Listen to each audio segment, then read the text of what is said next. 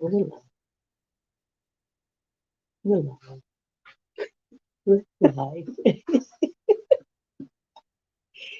Welcome, welcome, welcome. Oh, no, we ain't ready tonight. Yes, we are.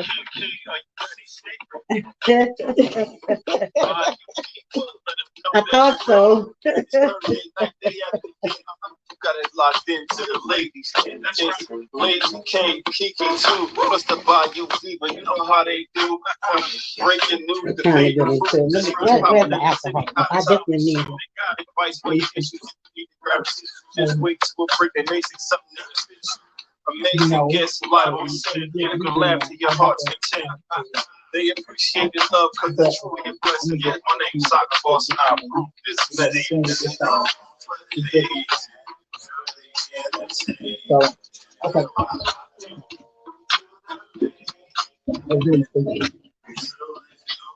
We don't, yeah. I don't want to touch nothing.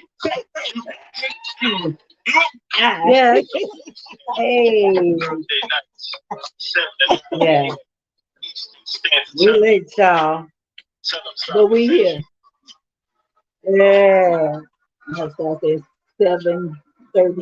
Yeah, 30-ish. What up, what up, what up, y'all? What up? Oh man. Welcome to the den. Literally. Literally. Oh, there go my girl Nisa. She got herself in and the stream. Hey, what's up? What's happening, y'all? Y'all okay? Girl, let me tell you. So listen, y'all. It has truly been a day. Jesus.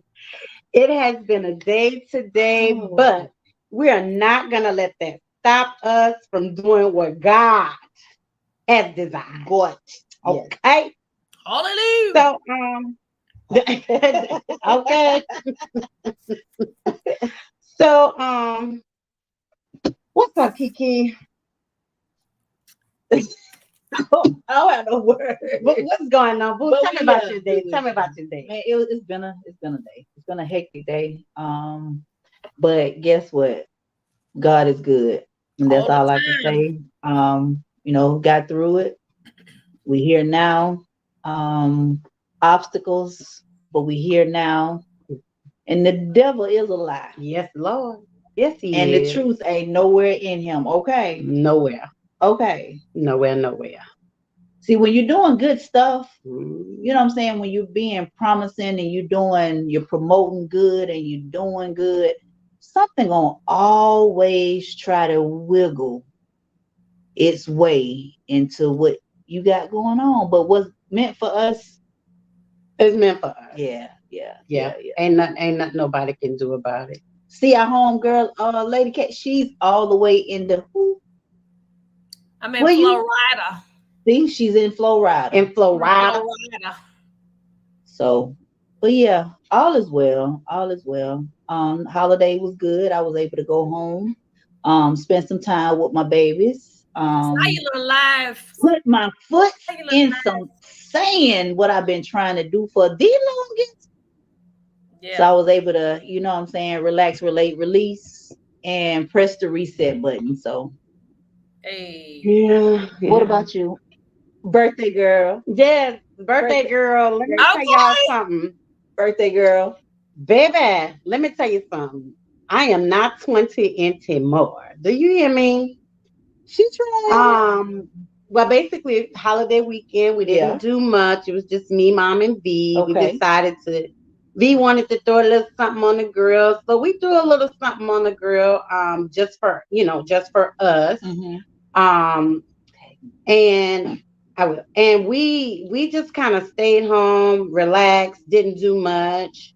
But on Tuesday, y'all, was my birthday. Hey. So we kind of went out to dinner. It's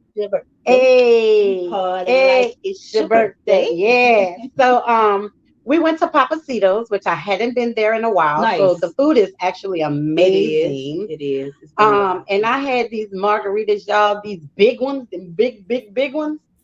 And I thought I was a big girl. I really thought I was a big girl. But thought you would. It just showed me that I was a police. Okay? Let me tell you, that's what it showed me. Okay? Because, honey, they was good. But I tell you one thing, I bet y'all won't drink like that no more. And then V Smart Tail want to buy a round of 1,800 shots. And they brought these big old they brought these big old shot glasses out, like they were double shot. So drinking that, I just know that I am not a big girl anymore. She had to take the big girl panties off. Not put them on. I had to take them bad boys off. Okay. But I truly enjoyed myself, surrounded by lovely people who love me and care for me. So we had an awesome time at dinner, and we laughed. Y'all, we laughed so hard. It's crazy. We laughed so hard. It was just crazy. But I also want to send a shout out to everybody who sent me out birthday wishes, birthday texts, birthday calls. I mean, all of that. I truly appreciate you guys. I love you guys. You guys showed me some love. That's what's up. On my birthday, I mean, just like my phone did not stop ringing. It did not stop dinging. All of that good stuff. So I just want to say thank you. I appreciate y'all. And next year, we're going to turn up for my birthday. We're going to do a little party like it's your birthday. We're going to sip Bacardi. Well, a half a sip. Okay. Like it's my birthday. Right. It's your birthday. Yeah. So, yeah, but had a good time. What about you, Lady K? What's going on? What you did over the weekend? My hero. Yeah. Oh, well, I was there with y'all, with Models Against Hunger, working behind the scenes as part of the team. Oh, I forgot about that. Yeah, I did that show too. Okay. How about that? I was right there in your face Saturday. Ain't that something? No, I just forgot that I did it. Not forgot that I saw you. I forgot that I was there doing the show. Yeah, girl, you know you not doing so much, honey. Tequila. Yeah, tequila. But really, that was it. That's all I did. I came back home to do that, and got back on the plane. Came back to Florida, and here it's just hotel room, building with bad signal. Hotel room, building with bad signal. That's all I got. Oh wow. Wow. Okay. Yeah. So what part of Florida are you in? I'm in Fort Myers. Oh, I ain't never heard of that one. What is it? I'm in Fort. Is it close to somewhere we know? What is it close to? I can't think right off the top of my head. I don't know. I think it's close to St. Petersburg. Okay. Cool. I'd have to look on the map. Okay. But I know it's an 8-hour drive from Florida. I mean, from Georgia. I know that. Okay. Well, y'all, before we get started talking about our subject, tonight we're going to talk about boundaries and the difference in boundaries when you're in a relationship and when you're married. So we're going to talk about that difference tonight. But first, as you guys know, every week we highlight a wine, a beverage of some sort of some kind. My schedule was so crazy today that I did not get out to get any wine. But I have one of which has become my favoriteest tequila. And it's in the cute. Look at this cute little guitar bottle, y'all. Bottle is dope, yo. Look at the cute little guitar bottle. Yeah, I like to do with it. And see, when you turn it over, it actually is supposed to fill in. Yeah, it's a shot glass right here. Oh, and it's the mango tequila. I'm done. So he allergic to mangoes. V's sister lives in Tennessee, and she had brought this down one time to try it. And V just liked the bottle and thought it was so cute, so she brought one for me, and I tried it. and I really, really like it. So we're gonna try tonight. I'm gonna get Kiki. I can't do mango. She's allergic to mangoes. She's allergic. Yeah. So you're gonna be shooting by yourself? No, you're gonna get something off. You're gonna drink something off that bar. Oh, I ain't drinking by myself. By her gut self. That's right. I am not drinking by myself. Hold on, y'all. Let me get her something to drink. She gonna sip with me. Okay, so while she's finding something for me to sip on, how you guys doing tonight? We need you guys. Hey, check in to the ladies there. Tequila. Okay. Yeah, proper. I don't know how to speak. Oh, proper. Oh, that's one of V's favorite tequilas. Oh, V. Well, maybe I need to put it back there. V said that's grown folks stuff like that. Like I got a little shot glass. And we gonna. So you put like them old folks say, pour your own poison. But you want a shot? Yo, listen, I got the love stick in the building with me. You guys, my grandson, all the way from Mobile, Alabama. He jumped in the car. He hanging with Gigi. Yeah, he hanging with his Gigi. Look at him. Right, him hanging with his Gigi. I'm hanging with the Gigi. He say, "What you not gonna do is leave without me." That's what he said. And that's exactly what he said. There you go. Gigi, what you not gonna do? Hey, give her something to listen here. No, that ain't. That's go. She needs something heavy. We got some beer salt, lime beer salt. Do you have any beer? Do you have any beer? Oh, we do. We have some G13. It's the one with the marijuana CBD in it. Oh Lord, she'll never make it home. But listen, she got 420. But wait. My question. Here's my thing. I gotta drive back to the south side. You on the south? That's why I said you never make it home. I got familia out here on this end, but still. Look, he's like. So yeah, look, okay. I know.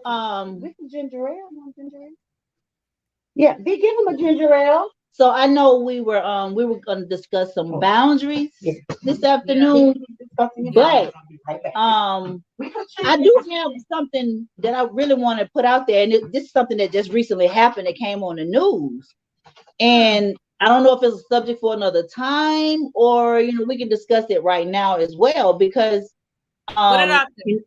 Well, TMZ already put it out there, so we know it's true. DC Young Fly, his life partner Jackie O. She passed away. Yes.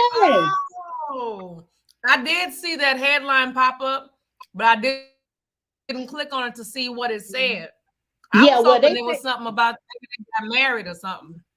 Man, it was say she was supposedly in Miami for a mommy makeover. Yeah.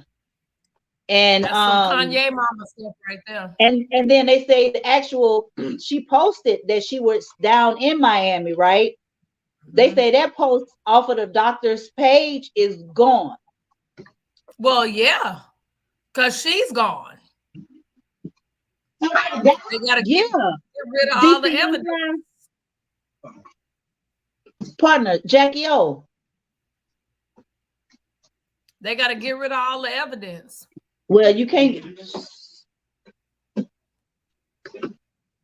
Yeah, it's crazy. That's crazy. These folks be all this. They don't need to do all this extra stuff to their bodies, man. Listen, all of this. I mean, and that's like I say, I believe that is kind of like a topic for another day of discussion. Like the insecurities and how we. Light. Hey, yes, sir. Yes, sir. That might be too Let bright. there be light. I'm a little And there jealous was. now. No, that's man, I look gorgeous. Oh my God. Oh, All right. Look at look, let me move my lampshade and see if I get something like I ain't Oh getting my nothing like God. But yeah, I ain't getting DC Young Fly. His they said life partner because they his mean they've life been together partner. a long time. But They've been he together can a no the while. one They've been together a you know long the time. comedian DC Young okay. Fly. Oh, Young Comedian. Falling Out. okay. Yeah, she died under the knife. She went to Miami to have She a went to mommy Miami makeover. to do a mommy makeover. Oh wow. Hey, 32 years Boss Cat. old. What's up, And well, who did she go to? Queen Did she go Bud? back to Miami? Well, She went to Miami. she went I to don't know. Miami, and they say that because she had posted that where she was and whatever. Mm-hmm. Queen Boss Cat in the building. What's up, girl? Hey, hey. But, said that the post has been removed. Yeah. So they never, before the post was removed, they didn't say what happened. They didn't. They're just saying that she went down to Miami to do a mommy makeover, and she's no longer And with she us. didn't make it back. Yeah. Wow. I just think these women need to stop. That's why I was like, that's probably body. another subject for another day. But it just happened. So yeah. So shouts out to Jackie O's family, DC Young Fly, because they got 3 beautiful young kids. Oh, and wow. they just had he got his little boy. Just had a little boy. A year, right about almost a year. He's almost a year old. So they got 3 small babies. Oh wow. I didn't hear that, but I'm sad to hear that. Man. I just saw it pop up on my way back here. Yeah, like I said, when TMZ posted. It's true. It's crazy how TMZ went from being tabloid to did TMZ post it? If TMZ didn't post it, I don't believe it.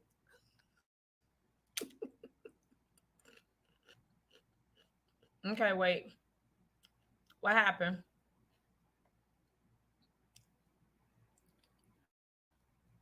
Can y'all hear me, see me? Who's frozen? I think Kiki and Kawana are frozen.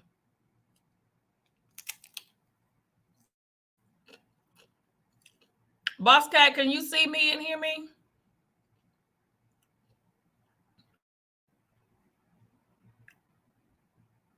Oh, I lost my girls. The den is still live though. They're gonna have to come back in. They'll come back in. Okay, cool beans. Yeah, but that's sad. It kind of reminds me, that situation that Kiki brought up reminds me of when Kanye's mom went and to get, they wasn't calling it mommy makeover back then, but she went to go get a surgery that she was told in the States that it was not safe for her to have. She went somewhere else, it wasn't Miami, and got it. And she didn't make it. Hey, welcome back. Welcome back. But sorry, y'all. I don't know. My Wi-Fi decided it wanted to turn off on its own. But again, prayers out to DC Young Fly and his family. I didn't know of this story, and it's really sad that we as women can't make ourselves better or feel better without our lives being in jeopardy. Yeah. So for me, they would have to show me. I want to see what you did, what you injected, whatever the case might be. They would have to show me some information. They're not showing me nothing. Wow. But we're gonna send some prayers up for him and his family. Yeah. Because now that leaves him with to raise all the kids by himself. Well, he has another family, but and they were such a beautiful couple. You know what I'm saying? And they loved on each other. She had they met on Wild 'N Out. Okay. And then she stopped doing that, started her own makeup, had a lip gloss, and she did a blog, and she was always with the kids because he was on the road. You know what I'm saying? Yeah, so they did the parenting thing. they did their parents, and he loved them kids, and he loved her. So that's just crazy because he was here in the city shooting, filming, and got the news. And oh Lord. Yeah. I can't imagine being a and somebody calling me with some bad news about V. Like it would take me some time to even gather myself to get to her. And what do you know what I'm saying, in a situation like that, knowing that the other person, that's not some news you want to give over the phone. You know what I'm saying? Don't know how it was given to, but that ain't something because he got to travel or get to where he. That's even with V being at work, I tell her all the time, I would never tell you if anything happened to your mom over the phone and you're not here. I'd be like, babe, what time you coming home? Right. Okay. I wouldn't even make it seem like nothing is wrong. I'd be like, okay, what time you coming home? Okay. Right. I would make up some stuff like I gotta go somewhere or do something. Like, can you come home a little early? We got that, but I already know about my grandmother. I was at work and my big mama, and it was one of those, you need to leave. So then what wrong. You need to leave work, right, and meet us here, at the hospital. But and then like you see on TV where the whole family's in the waiting room, and they put you in the family room, and then the doctor come out with the white coat on, and they tell you we did all of that. I play that back all the time because that was exactly how it happened. That was exactly how it happened. Yeah. Yeah, it's a sad thing, but what I you hope that let me get some. Right. Let me get some of that. What you eating? Welcome to Mo's. Welcome to Mo's. Oh Lord. Okay. Oh, got that good stuff. But what made me want to talk about boundaries is my brother Oscar Red Williams posted in the Married and Marvelous chat this morning about cell phones. Okay. So I want to find it so I can quote him correctly. And so that's what made me want to talk about boundaries. Okay. Are they joining us on here or no? No. I wanted to talk about boundaries, but this is an added to about. So he says, open discussion: should couples have access to each other's phones? So that is just one of the things we're going to talk about. But there's a whole lot of boundaries that are different between a relationship and a marriage. But my answer to his question was, if you're a couple and you're dating, I don't feel like you should have access to your partner's or friend's phone. It ain't none of your damn business. You're just dating. Even if you're exclusive, I still don't think you should have access to their phone. Maybe with a boundary or a limit. I feel like that. But when you're married, like I be in the back all the time. I'd be like, answer the phone. And it's different because she don't like to answer my phone. But I'm like, girl, answer that phone. VC, who that is texting me? I don't have any secrets. I don't have anything to hide from my wife. I'm not, I ain't out there in the street cheating and doing all this kind of stuff. So I'm not worried about nothing. And I tell her in a minute, go in my purse, answer my phone, answer my text. And she'll answer it sometime and say who it is. And I'll be like, answer them back. And she's like, no, you just tell them I'm in the tub. I'm busy. I'm going to call them right back or something. But again, she's my wife. And she have full access to my phone. You can go through my text messages. You can go through my messenger. You can go through my emails. You can go through all that. Now, in the beginning, when we was dating, you can't have full access because I'm still cutting people off slowly.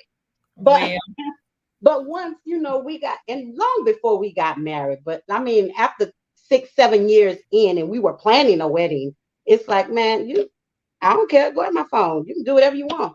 You see some number in there you don't know, call them up. Ask them who they is, but V ain't that type of person because she feel like whatever you do in the dark, they going to come to the light.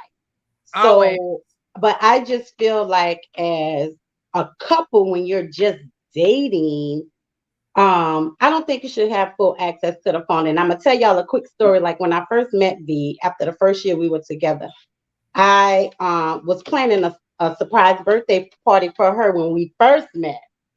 And lo and behold, you will text people, call people all day. They would wait till 11 and 12 o'clock to call me back. I'm sneaking on the phone and V's like, well, who you talking to? That was, and she knew I was lying. But I was by the skin of my teeth because she was fed up. I would get out the bed, go in the living room, and talk to somebody on the phone at 11 o'clock at night when we in bed. But I was planning her a surprise birthday party. But once she found out what it was, she was like, baby, because you was on your way out the door. Yeah. No. You know, you sneaking on the phone, you getting text messages I can't see and stuff like that.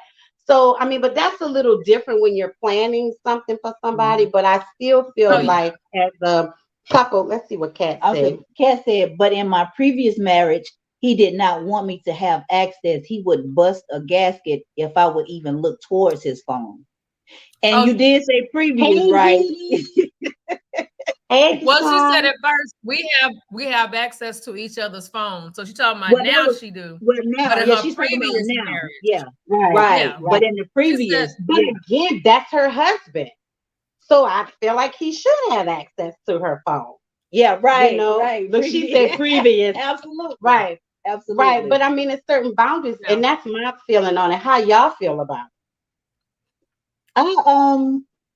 Like you said, when you said there's difference with a relationship and then a marriage, and that's absolutely correct. But at what point do you feel that it's okay in that relationship versus it being in marriage? Are you saying that okay, if you're engaged, do you allow access? And I'm not saying if you, I'm just saying your opinion. Okay. You know, if we're dating for 6 months, a year, or whatever the case may be. If we're just dating and it's also exclusive, do we still not allow that access, or because we're exclusive, we giving them, you know what I'm saying, you feeding it to them after you get engaged? Do you say, okay, now what, this is who I'm with, this is who I'm gonna be with, okay, cutting off everybody else, now you got access? You know, it's what are the limits? I would say, or are there limits? I would say to each his own. Right. But if I just met you, we dating, we 1-2 years in, I don't see no wedding ring, no talk about marriage, no talk about stability, stabilization between the both of us. You don't need, and not to say that when they're dating that they're cheating. I just feel like you don't need that much access to me as my boyfriend or my girlfriend. Yeah. Period. Because there's private things in your phone, and not saying like from other people, but you got bills, you got stuff going on in your personal life. You might be texting your sister about some stuff going on, or your friend, and emails that concern your personal business. So that's why I say marriage, because first of all, we've been together 22 years. So she know my business, I know her business. We have access. So I guess it's to each his own, to the level of access that you want to allow them to have. But it's just certain boundaries. Like I just don't feel, you know, to each his own. Yeah. And I agree. Like you said, if we're just kicking it, we're just dating or whatever, no, you're not gonna have access. You're not gonna have full access. Right. I agree. Say, don't mess with mine, I'm not gonna mess with yours. Absolutely. Right. But if you're dating, but if that's your husband, I mean, you know what, and once you've crossed that over to say, you know what I'm saying, it's no longer a you and me, it's a we. Yeah. You know what I'm saying? And we are as about the relationship. We are one. So at this particular point in time, all that play shit should be over anyway.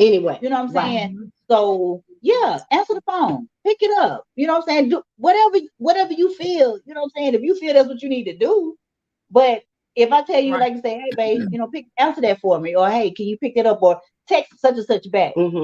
That means you have full access because I trust you. I trust you. You know what I'm saying? That's a trust we have to trust one another. Yeah.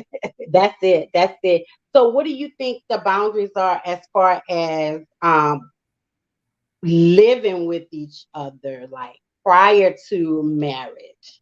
Like you're dating someone, but she said there are boundaries because even if we are married, he should not be reading my sister friend messages, because what if it's something very private that she shared with me? Well, I mean, I'm not saying to like really go in and read your stuff, but what I'm saying is because 9 times out of 10, if you got a secure mate and a mate that trusts you, they ain't digging in your phone. But what I'm saying is just allowing them to answer your phone, to, even touch your phone. Like Deshaun said, don't mess with mine and I ain't gonna mess with yours. So there's some people that's in relationships where they can't even touch their phone. And they exclusive. They talking about getting married, but they can't even touch each other's phone. Now, I'm not talking about, everybody's different, but V ain't gonna go in my phone and be reading all of my messages. That's just not who she is. Yes, because understood. Yeah, because there are boundaries. But like if somebody call me and I'd be like, babe, I'm cooking or something, I'd be like, hey, answer the phone for me. If she'll say, I think somebody text you, babe, I'd be like, okay, see who it is. And when she tell me, I say, okay, read it. She'll read. I say, okay, tell them I'll call them back in a few minutes. That's the kind of stuff I'm talking about. I'm not talking about them taking your phone and going through all of your messages. We don't even go through all of that because, and like you said, there is a sense of privacy. And the fact that you say, V, that's yours. She don't feel it. Not that she can't. But that's your privacy. And I'm with her 100%. Like I said, if my phone goes off or if my text go off or whatever, you don't have to tell me I heard it. You don't have to tell me it's going off. I don't need an announcement to say, well, your phone ringing. I hear if you pass by and you say, Keith, such and such calling you, then you be like, either I'm gonna tell you answer it or don't worry about it. I'll call them back. You don't even have to. You don't even have to do all of that. And that's I still trust you, but I don't have to have you to do all of that. You don't have to, if you could pass by, if your phone rings, I'm gonna pass right by it. Because why? For one, that's your phone. Whoever it is, they want for you. So it don't matter. Now, if you say, Key, answer, get that for me. No problem. Quana, that's V calling. All right, tell her I call her back. V, she said she gonna call you back. Now, I mean, but like I said, other than that, I'm not gonna even look that way. I'm not gonna bother it. And if we met, I'm just not, because that's yours. If you give access, then okay. But if it's just not just because we in a relationship, we married, and I just feel that I have I can do that. No, because you still have, like I say, there's still boundaries, and you still have privacy. You have to have privacy, even with your relationship. I still feel that you still have to have your own. And I get that too. So let me just clear something up, not to say, but it's not like if my phone rings, she's like, oh, your phone ringing, or somebody texting you. It'll be like, I'm going in the kitchen. If somebody called, let me know. Blah, blah, blah. Somebody, if my phone being a ding, let me know. And then when it does, I'll be like, okay, who is it? Answer it like that. Cause I mean, and when you have businesses and you got other stuff going on, then that's understood. Because if you waiting on a call, if you're waiting on a call or something like that, you be like, B, I'm going in the kitchen. If the phone ring, grab that for me or whatever, then cool. But like I said, I still think there is a sense of privacy that we should have, even if you're married. Even if you're married, everybody needs their own space. You know what I'm saying? Because you might not want to be bothered. What you mean? I don't want to be bothered. If I'm married? What you mean? Yeah, I mean, period. You may just want a moment to yourself. You don't have times when you want moments to yourself. Yeah, but when you married, but I mean, but when you married, you can't always get those times. Not all. I'm not saying always. But for me, time is not a boundary. For me, that's not a boundary. But I'm just talking about. That's what I'm saying. Like your space and your privacy. Absolutely. Yeah. She said it starts and it ends with trust. Oh, Trust. right. Yeah, absolutely. Right. But I mean, like for me, time is not a boundary. Time is something you need, something that you have to have. But I think a lot of times we go into relationships and marriages with certain things, and then once that happens, we want to change things. So that's where most of the time the issues come in at. So you lay down the law with the trust and all of that before you actually get into what you're going into, because then we are programmed to get used to things. Yep. So when you change things, hey, when you change things, then the people wonder, okay, what's going on? So why are you doing this? So why are you doing that? So, and just to go back to what me and V, we've been together so long, so I can use us for a lot of stuff. To go back to me and V, like when we first met, we used to talk about things like, and that's one thing I love about this woman. We used to talk about things like, she would always ask me, hey, is there something about the relationship that we could change? Am I doing something wrong, or could I add something to it? We still have those conversations 22 years later. Nice. And you have to. Yeah. So when you do that, and when you leave those lines of communication open, when you change things, then the person will be like, oh, she didn't change. Now she coming in at 9. She used to come in at 7. What's she doing in them 2 hours? Anything could happen. But if you communicate and say, hey, we're going to change this up because now I'm doing this and now I'm doing that. But you have a lot of times people change their routines and they don't say anything. It becomes inconsistent. That's it. And when your consistencies become inconsistent, then that's where the problems come in. That's where the problems come in. That's right. Right. But yeah, like I said, I'm big on consistency. Right. Even if it's inconsistent.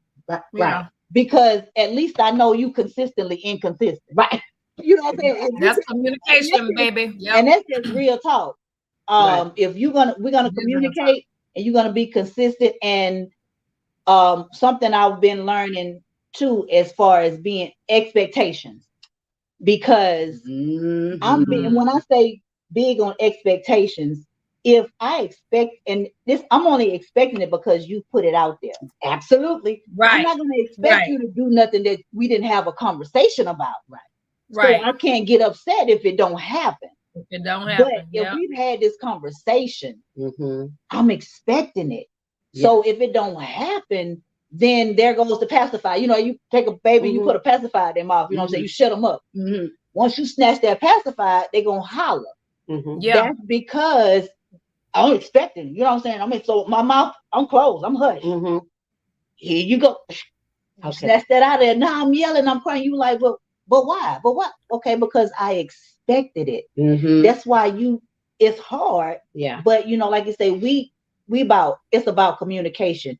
It's about your word is your bond. That's what D Screen just said. That's communication, baby. It always works. Always. And absolutely. Always. It always works. Always. And like you say, if it starts to feel, you start to feel some type of way, or V start to feel some type of way, or myself, or my significant other, that's when it need to be brought to the table. Don't wait till you up. I mean, it's 3 or 4. It didn't happen 3 or 4, 5 times. Right. Now you want to bring it to the table. Right. But because it didn't happen now. Right. You know what I'm saying? Now it's consistent. Now you like, okay, well, you changing up on me. So when did you notice this? Well, I noticed it. Well, why you didn't say nothing then? See, that's a whole nother conversation. You know what I'm saying? So is it a such thing as boundaries, or is it a such thing as individuality and separatism, if that's a word? Separatism. I like college words. So is it boundaries, or what is it? Depends on what you're talking about. Well, I mean, we're talking about the individual dens. People's in the dens. Our den dwellers. Yeah, den dwellers. Do y'all say that it's boundaries, or is it separatism? Like, or individual? Yeah. But you can have your own individuality in a relationship, but you still, it's boundaries, because you still have to set boundaries. I feel like it's boundaries. So what boundaries? When you say boundaries, what's your definition? Like it's certain, because we're speaking on the marriage part now, right? Well, and not just relationship. Well, what we're trying to discuss is the difference between the boundaries in a relationship as opposed to the boundaries in marriage. Okay, so but you're coming from the boundaries in marriage. I'm coming from the boundaries in marriage. Okay. And you guys can probably come from the boundaries of a relationship. So I'm going to ask you ladies, what are your boundaries in a relationship? And that could be anything like, what are your boundaries in a relationship? Oh, Lord. You go first, Kiki. Mine is relatively new. You go first, Kiki. You still have them, whether it's new or old. The boundaries are still there. You still got them if you got them. I mean, I don't know. So you don't have any boundaries for your mate? None. So they can do whatever they want. You don't get no. We're not gonna do whatever. We're not gonna do whatever you want. We're not gonna do whatever you want. Shit, you called me out. I don't know. Come, Lisa. Okay, so see now, like what? As far as boundaries, like, of course, if we are a couple, we've already had a conversation and we already know each other. We already know what each other expects to be in that relationship. When it comes to like just going back to the question that Red put out there about the phone, should couples have access to each other's phone? I don't need to have access to his phone. Right. I don't want access to his phone. And he don't need to have access to mine necessarily. But as we've already said, if the phone is ringing or whatever, especially if I'm expecting a call and he's right there, number one, he probably gonna get up and be like, your phone ringing anyway. But if I holler out, answer it, I already know he ain't gonna answer it. But I'll be like, answer the phone. I'm waiting for, is that such and such or whatever? Like, out my boundaries. Like, give me a scenario. Like what? Okay, so say for instance, here's a boundary. So, you have your own house. Yeah. He have his own house. Yeah. What are his boundaries when it comes to your house? As far as like when he's in your house, access to your house. Oh, he don't have a key. He wouldn't. I mean, unless you paying, the rent, and he don't have a key. Now I get Kiki will probably have a key before he would. Yeah. Because because we got to get to a certain level before he feel comfortable enough to just walk up at any given time and stick that key in the door and walk in my house. Like my welcome mat says welcome-ish, depending on who you are and how long you stay. And if you come to my house, you look down, that's what my welcome mat says. So he got a call anyway before he come. But we would have to be living together. So when he's in your home, what are his boundaries in your home? Is he allowed to roam freely through your home and do whatever he wants in your house? So there's no boundaries there? Yeah, you ain't walking through my house. What boundaries? What? He can go in the kitchen. What point, though? You say he ain't walking through your house. So yeah, you ain't walking through my house. What just depends on how long. Well, 2 years maybe. Okay. Yeah, but she just said this. Well, now you can't pull up unannounced. Can't pull up unannounced. You cannot pull up unannounced. Yeah. Because I'm just being honest, I don't answer my door unless I know you coming. Right. I don't care who it is. If you did not make an announcement and we had this discussion, not you made the announcement, but we had this discussion that you was gonna be coming by. I'm not answering my door. I don't do that. Right. I don't even answer if a number I don't know on my phone. I'm not gonna answer. But what if he wanted to surprise you? He would be the one getting the surprise. Oh no! Or he gonna be surprised, right? Because And it's like I said, it ain't nothing I'm hiding or anything, but you know, when you know what you got, you know what I'm saying? And if I know I'm busy, I do a lot, I go a lot. So a lot of times I'm not even at home. Right. So the surprise would be on him. It's best you let me know. You know what I'm saying? That you, hey, babe, I'm come through, you know what I'm saying? And then I can put myself in place, be in position. Because if I'm not gonna be in position, then you can't be upset with me because I wasn't there because you tried to surprise me. You got to surprise. Now if you say because he doesn't live in the state. So if you say this next weekend, don't make no plans, you can do that. Right. You know what I'm saying? But I gotta know. So if you consistent with it, then that's real. If you consistent with it, and I'm be like, you know what, Lisa K, I ain't gonna be able to go out this weekend because Boo coming in town. Right. But if you inconsistent and he say, don't make no plans this weekend, ain't no telling what I might do because I don't know if you're gonna show up or not. Right. And see, that's what I was about to say. I don't know if you're gonna show up or not. So again, surprise, you showed up and I didn't know because I didn't know you was for real, you know. Okay. I didn't know. But those type of boundaries, as far as like I said, we're dating. No, you can't answer my phone. Yeah. You know what I'm saying? And you know, now it's, you know, to the point, well, what's this?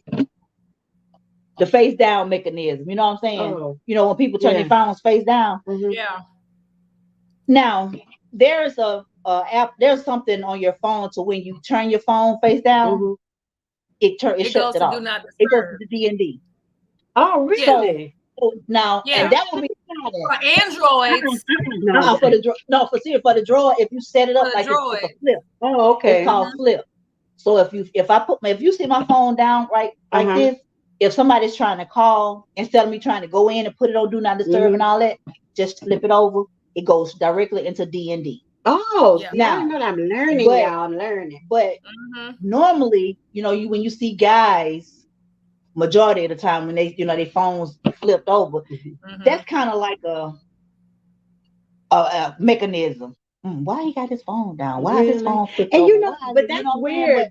That's weird though. I don't even care about that. I don't. Sometimes my phone be upside down, standing up, round the corner. It be everywhere. I just drop it. But it's like around the corner. Like I said, it don't bother me. It don't bother me. So mine shouldn't bother you. Like I said, you know, whatever works for you, gonna work for me. Okay. So whatever's understood needs no explanation, and that's why, like you say, communicate. If we're communicating this in the beginning. And not even so, this petty, you know, the phone thing. Yes, it really is. You know, it's but petty, to some people, it's not. I know. It's almost like a deal breaker. That's why I say, if you're trying to start, just say if you're trying to start something with me, and you want to go, and you know we done had an issue with the phone, and we sitting there talking. So why your phone? Why you got your phone flipped over? So you don't want nobody to see what you got going. You know, just petty stuff. That's petty stuff. The first part for me is petty, but I just really thought it was a good topic to talk about because a lot of people that phone man. I didn't seen some people break up over a phone. Get it tossed out the window. They want passwords and everything. Look, that's what you're not gonna do is throw my phone up out the window. That's what you're not gonna do. Okay. Now you can tell me to put it down or you need some time, but what you're not gonna do is throw my $600 phone out the damn window because the next person going out the window is you with the phone. 600. But that's what you're not gonna do. Okay. Because if you didn't buy it, you can't throw it away. But that's what you're not gonna do. Got a point okay, with she back. And she back. Right. No, sorry. But I've seen it though. I've seen it. I've seen it firsthand. Yeah, but again, it's these, like you say, boundaries and it's about communication. It's all about communication. And like you say, and I do agree when it's a different level. Yeah. When you're married versus you're dating. Hey, to be in the building. Hey, it's different levels to it when you're in a relationship versus being married. And if this is a person that you feel that you're gonna be with, then with I think it needs to, you know, they start to change. Like I say, the levels start to change the more you all become exclusive. Why that word won't come out? Yeah, but the more you become exclusive, the levels start to change. Not so much as what you got going on, because some stuff just it is what it is. You know what I'm saying? You deal with it. But I think, when you decide to cross over and move to the next level, then some things are gonna change. So what about some boundaries in your friendships? Oh boy. Like what? I mean, just do you have boundaries in your friendships with your girlfriend? Do you have boundaries? Darlene said, even before I'm married, I never dealt with insecurities or went through anybody's phone. Yeah, right. I mean, it's petty, but believe it or not, some people just there are people out they on them phones and they doing some stuff, so they don't want you with their phones. Oh, I'll get ready to say, because if you feel like you got to go through my that means something going on in yours. In yours, that's normally what that means. You doing something, so now you want to accuse me of doing something. Yeah, that's a sign that it's time to go. So it's time to go. It's time to go. It's time. And Darlene said facts. Yeah, facts. That's my sign. What the comedian say? Here's your sign. Here's your sign. Yeah, that's my sign. Yeah. Peace out. Yeah. And their boundaries is like a really, it's a word that, and I mean, it means, different things to different people. And with the friendship thing, that's a relationship. Yeah. You know what I'm saying? So once I feel that you can be trusted, like, Nisa K said earlier, like, she got a key. I got a key. I trust her. Yeah. She trusts, you know what I'm saying? Enough, if she's out of town, if she's got something going on or whatever, it's like, it's like, hey, I might need you to go check on the house, or I might need you to do that. That's my girl. You know what I'm saying? Right. But if I can't trust you further than I can throw you, then we got big boundaries. You can't, you gotta sit right there. Don't move. You can't, like you saying, like walk out through my house. You ain't going out through my house. You know, none of that. I'm gonna give you a paper cup, a paper plate. You eating off all cutlery. Plastic fork, you eating off all cutlery. You know what I'm saying? Plastic fork, plastic knife. And I if I feel that I gotta limit my space with you, I mean, to a certain extent, then I don't need you around me. I don't need you around me. We can not in my space. Yeah, right. If I can't trust you, and if I can't feel that I can get up and go to my room without me worried about peeking back in there on you. You got some family members like that. When they come, I gotta pull out the metal detectors. See? Girl, listen.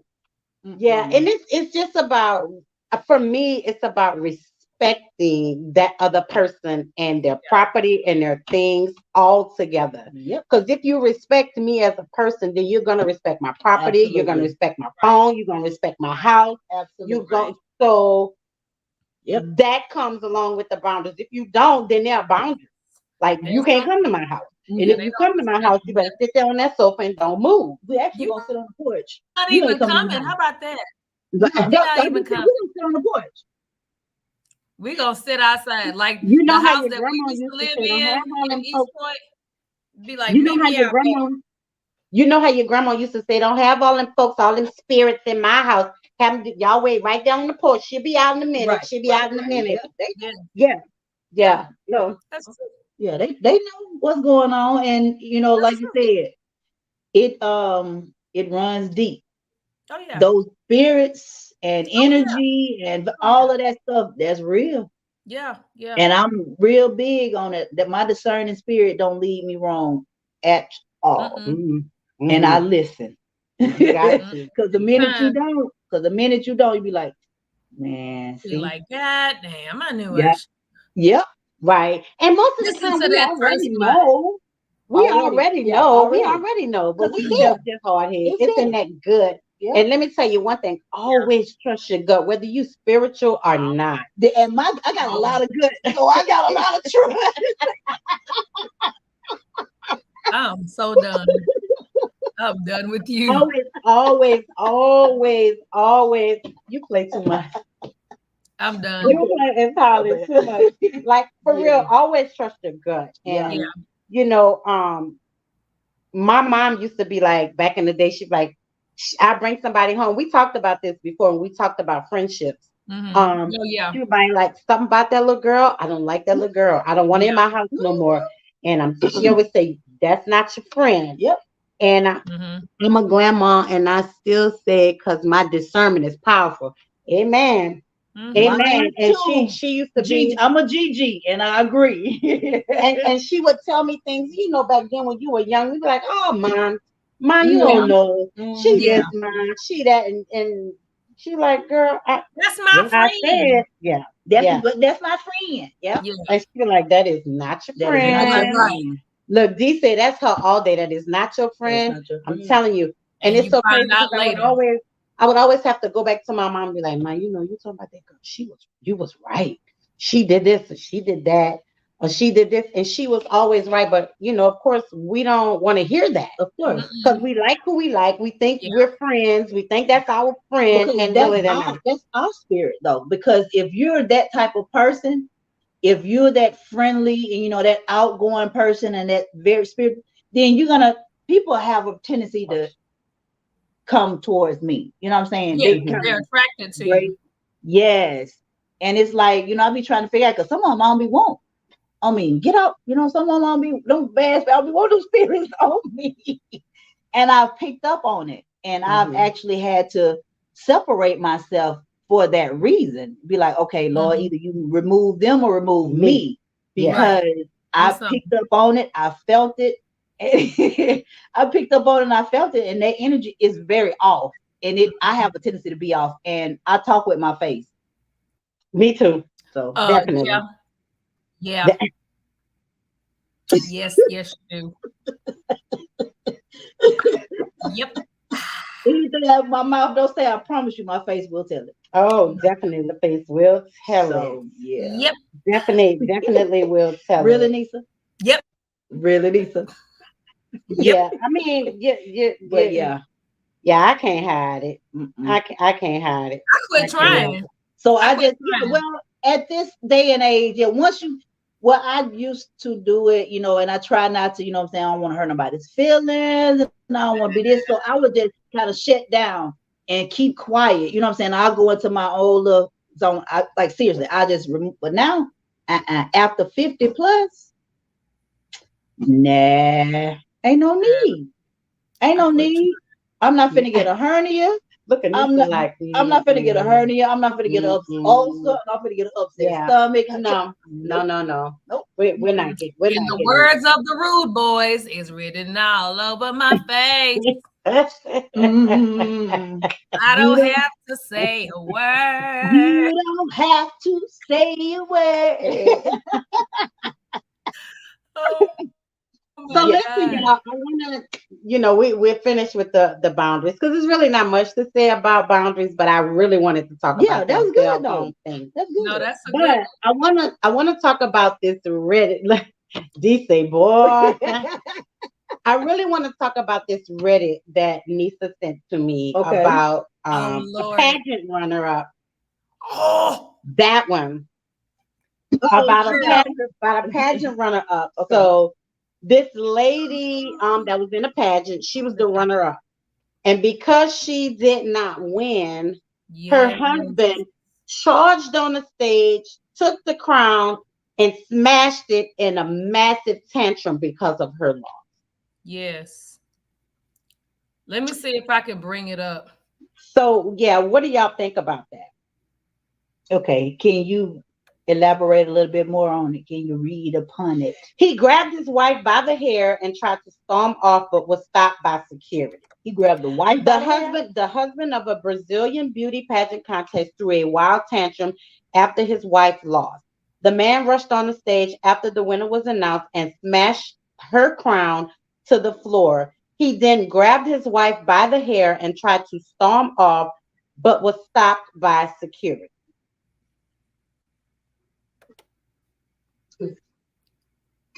First of all, what culture, nationality, what race? What Brazilian. He was Brazilian. Brazilian. Yeah. Oh, D say, "Oh my God, yes, yeah." He threw a tantrum after his wife failed to clinch the first prize, but she was the runner-up. So he pissed off at the wife. Yeah, he was mad. He pissed off at the wife. Yeah, because she didn't win. Yeah. Yeah. It says, just as an officiator was placing the crown on Bellini's head, Becker's husband stormed up on the stage and grabbed the crown. Grabbed the crown, yes. Grabbed the crown and smashed it to the ground. So what do y'all think about that? And then he dragged her off the stage by her hair. Yeah. I think nothing. I have no comment. Yeah. But the funny part, I'm trying to see if I can pull up the video and see if I can play it. I have the video right here. He was so little. Wait, hold on. So little. Look, y'all, can y'all see? Check it out.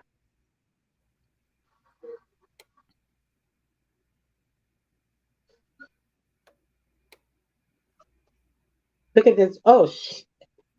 I knew I was going to do that. I was trying to turn it up.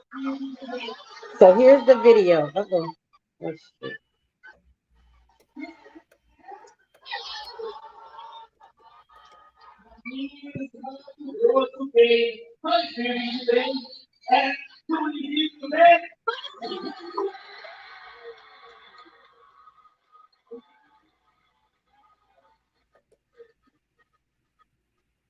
Look at her husband. He took the crown. Look, he grabbed the lady. He smashed the crown on the ground. Yeah, he kept smashing it.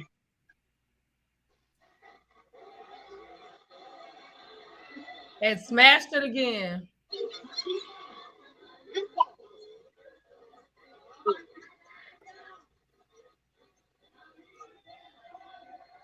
That was so Vaughn said that's Will Smith vibes. So and Dr. Darlene said that's control. That's or he was almost like a cheer parent, or a pageant parent with the little girls when they don't win. The parents throw tantrums or something, but you're grown and it's man for one. Right. But he was so little. But for me, that's control. So something else is going on at home. Like he either beats her, he's got some anger issues. Well, it's like I can imagine what happened. Absolutely. Yeah. Absolutely. Yeah. I can't even imagine what happened. That's why I say I have nothing. I can't even elaborate on that because it wouldn't have went down like that at all. Period. Vaughn, how you feel about that? The wife didn't even really respond. She just kind of walked. He started pulling her hair. She just kind of went with him, and then she just kind of stood there like, "Okay, well, all right." Here we go again. She didn't even respond. Right. That's what I got from it. That Lord, he acting a fool again. Right. So I mean, I don't know, y'all. That's control. He said he's afraid of what's going to happen to him when they both get home. Who? Well, what do you mean happen to him? Because for one, those crowns are expensive. Mm-hmm. So he's probably gonna have to either replace that crown or pay for it. Those things are expensive. They are very expensive. And he snatched, so the crown that he snatched was off of his wife's head, right? Yes. No. It was off of the lady's head because the lady won the crown. Was about to place it on the new winner's head, and he snatched it. Yeah. Okay. Then his wife was the runner-up. He probably got her what's the word? Kicked out? Not kicked out, but you know what I mean. Disqualified. Disqualified. Well, I don't know how they handled that, but that's just he went to jail. Oh, he went to jail. They arrested him. Oh, they arrested him. Okay. Because security, when he get trying to walk off, Kiki said she's gonna get a whooping when he get home. She gonna get a whooping. Oh yeah, that's why she was acting like that, because she was just like, oh shit. She gonna get, and I'm talking about her for real whooping. Yeah, he gonna get that belt and he gonna whoop her. Yeah, he gonna treat, because it's like she's being treated like a child. The way her reactions, the way it was like, because she was just like, oh, a child. I don't know what to do. Yeah, He said, "Come on, little girl." Yeah, come on, little girl. Yeah. Because that's immediately what he did. Oh yeah, that's it. That was right. And Dee said her reaction says she's used to him showing out. That's absolutely. Yeah, absolutely. And Vaughn was saying that's what he's saying, like what's gonna happen when she gets home. She's gonna get a whooping. Yeah, I just don't condone no man putting their hands on a woman. But now let me say this. Okay. I don't condone a man hitting a woman. Mm-hmm. But if a woman continues to hit a man and he's not hitting you, I'm not saying to hit her, but I'm just saying what I call the fuck out. Okay, listen. I have 2 children. I have a son and a daughter. Mm-hmm. I raised both of them. Don't put your hands on nobody. If you feel that you got to put your hands on them, then leave the situation. Mm-hmm. Period. Now. Okay. Now. If there's a case where you're defending yourself, put that ass on the ground. Right. And I do mean, and I mean just that, because if you know, at the end of the day, I don't care what a man is stronger than a woman. You know what I'm saying? Yeah. A man is stronger. So my thing is, if you continue to poke the bear, at some point the bear is gonna strike back. Strike back. I tell my child, no, especially my son, sir, if you feel you got to put your hands on him, then leave him. You know what I'm saying? And I also tell whoever he's dating, I tell both of their significant others the same thing. Don't put your hands on him. If you don't want to be hit back, don't put your hands on him. Put your hands on him. He got plenty of relatives that can take care of it. You know what I'm saying? For him, as does my daughter. Right. But I raised nonviolence. You know what I'm saying? We're not gonna do that. But if push comes to shove, because a lot of times, because we're raising the fellas, the boys, to say, right, we're raising our men to say, hey, don't walk away. Don't put your hands on it. You know what I'm saying? You know, if you got a lot of these, they want to push them because they figure, I'm trying to get them to that point. I want them to do it. I want them to do it. And you know, even they walk away, you walk away, you gotta have eyes in the back of your head, because they might be throwing something at you, anything. So you gotta walk backwards. You know what I'm saying? To keep, but no, if you big and bad, as they say in the back, if you big and bad, you feel froggy, go on and jump. How high? Leap.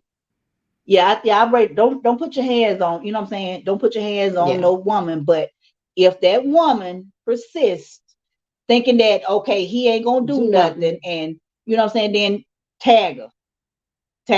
Oh, Vaughn said women bully men all the time, but we don't want to talk about that.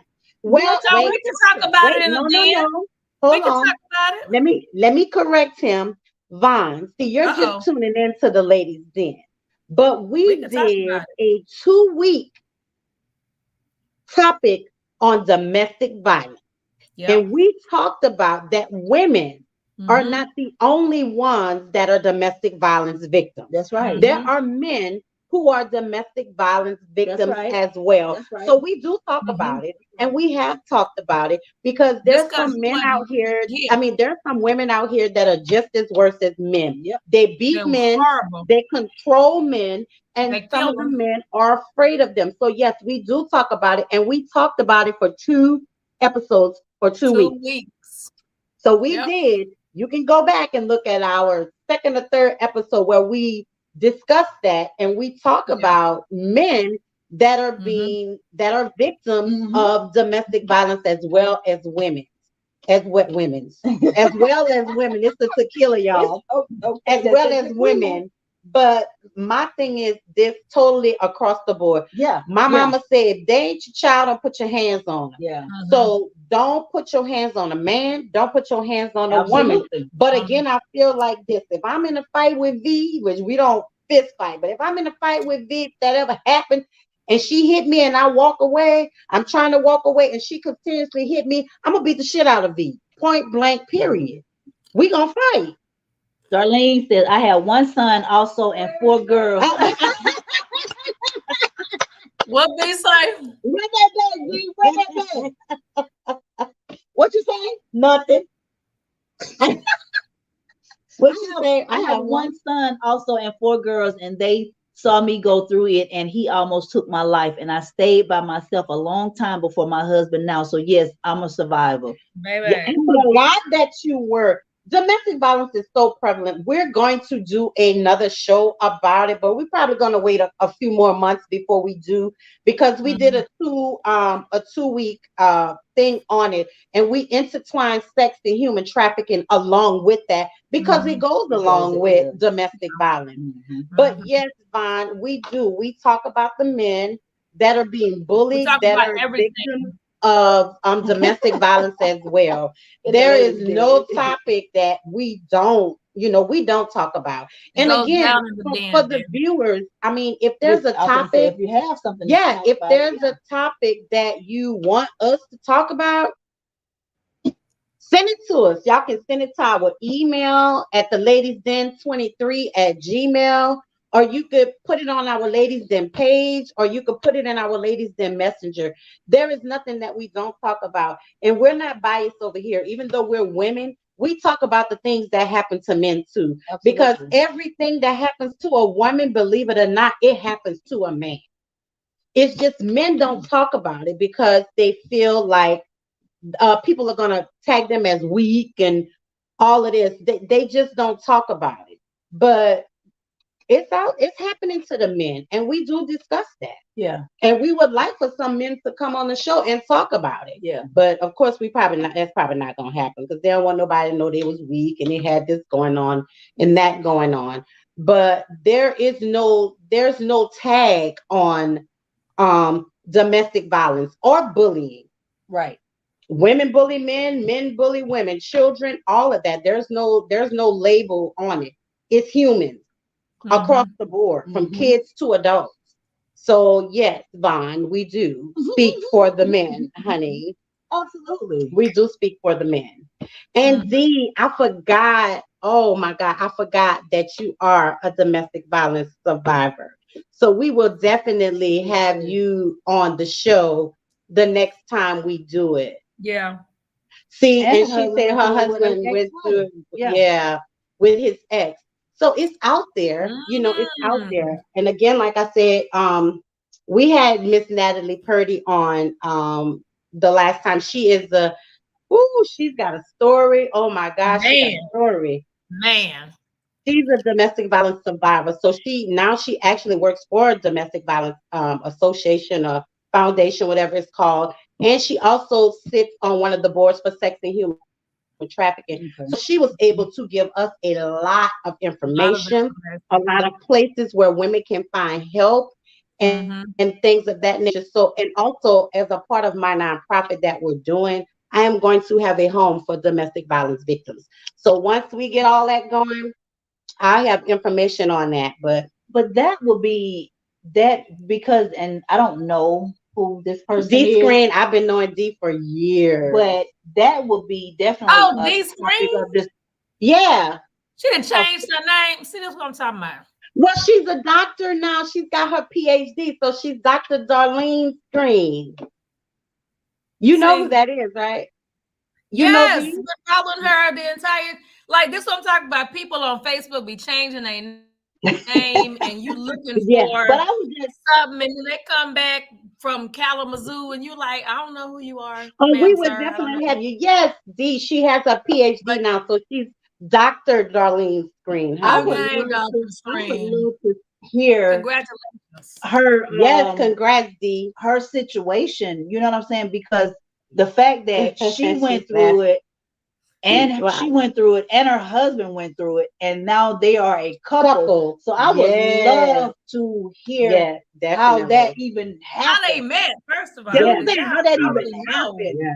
And the fact that, you know what I'm saying, that they're able to get past it and, you know, live as, you know what I'm saying? I would love to hear more about we're that. definitely gonna have you on. Like I said, we just did it, and when we did that, Nisa, in March, we did it in March. I think it was in March. So we'll probably do another segment of it, and because it was like our second or third show. So we did it in March. So we'll probably do like July-ish, because we want to give it a break in between. Well, maybe not, because we had just started our show, so maybe we might get that scheduled. D, I'll call you tomorrow so we can get your schedule on a Thursday and try to get you booked in, you know, to do the show, and probably have Natalie come back too, because then she can talk about the sex and human trafficking side of it, since we've already heard her story about the domestic violence. Yeah. But I agree. It's just no reason to put your hands on nobody. Keep your hands to yourself. Yeah, keep your hands to yourself. So, yes. Good story. Good story. So now, tonight we just doing some Reddits, y'all. Okay. We call ours Reddit. READ. Reddit. Mm-hmm. IT. I read it. So here's a Reddit that Nisa sends me the most craziest Reddit, right? Oh, Lord. She said, baby, I was a and he couldn't come to my house and meet my kids for a whole year. Yes. Well, I mean, hey, what he put you through, I understand. Yeah. I definitely understand. She was healing. Yeah. But we're gonna talk about it. We're gonna have you on the show and talk about that, because that'll get into a whole topic tonight. We'll talk about that the whole night, because it's crazy what some people do. Yeah. But I'm gonna talk about this Reddit, y'all, and I want to know y'all opinion on this Reddit, okay? So this lady is talking about her boyfriend's body odor. You remember that one, Lisa? So listen, y'all. She says, my boyfriend's lower body odor, front and back, can clear a room. He hates to wash. She said, I seen him over the weekend and saw him running the shower water as he stood over the sink with a damp washcloth. He confessed that he doesn't like to shower because dominatrix ex used to pee on him. She's asking for advice. So hold on. Wait, let me see if I can play this. Look, she's almost said that. Wait a minute. Okay, hold on. Shoot. Wait a minute. So, oh shit, I lost it. So her ex doesn't like to take a bath. So he goes into the bathroom and he just lets, no, not that. Oh, well, that's a good one too, but no, we're not gonna talk about that. So the ex goes into the bathroom, he runs the shower water, but he doesn't wash because he said his ex-girlfriend was hold on. She was a dominatrix and she used to pee on him.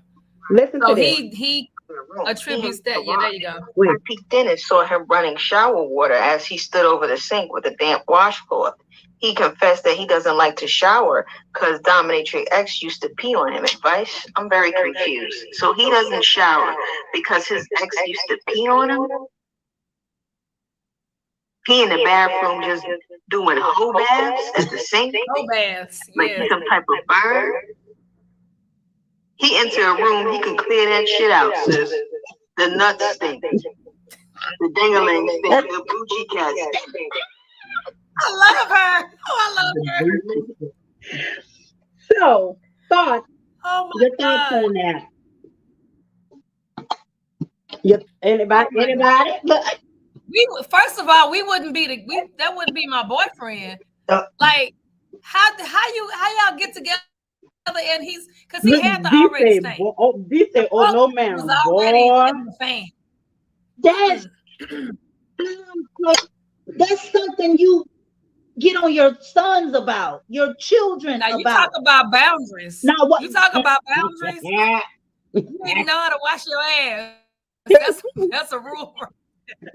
and he's still her man. But wait, so listen, here's my thought. She said he don't like to take a shower because his ex used to pee on him. So wait. But here's the thing. So you mean he ain't took a bath since he left her? Well, I'm confused. I'm confused as to how can you compare the shower water? It's a shower. Is it the shower, the golden shower, the shower? Golden shower. I don't know about that. Regular shower. I'm just saying though. Did he have a flashback when the shower water come on? He has PTSD. So okay, but so her water must be rusty or something. It must be discolored or something. No, is there discoloration in the water? I am not playing with you. I am not playing with you. I'm gonna drink on now with y'all. Me too.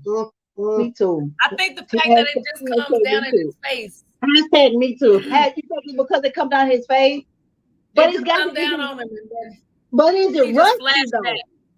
Is it rusty water? But listen. I think it's just the whole act of the water falling down. He's taking a whole bath. She's standing over the sink taking a wash, but he won't get in the shower.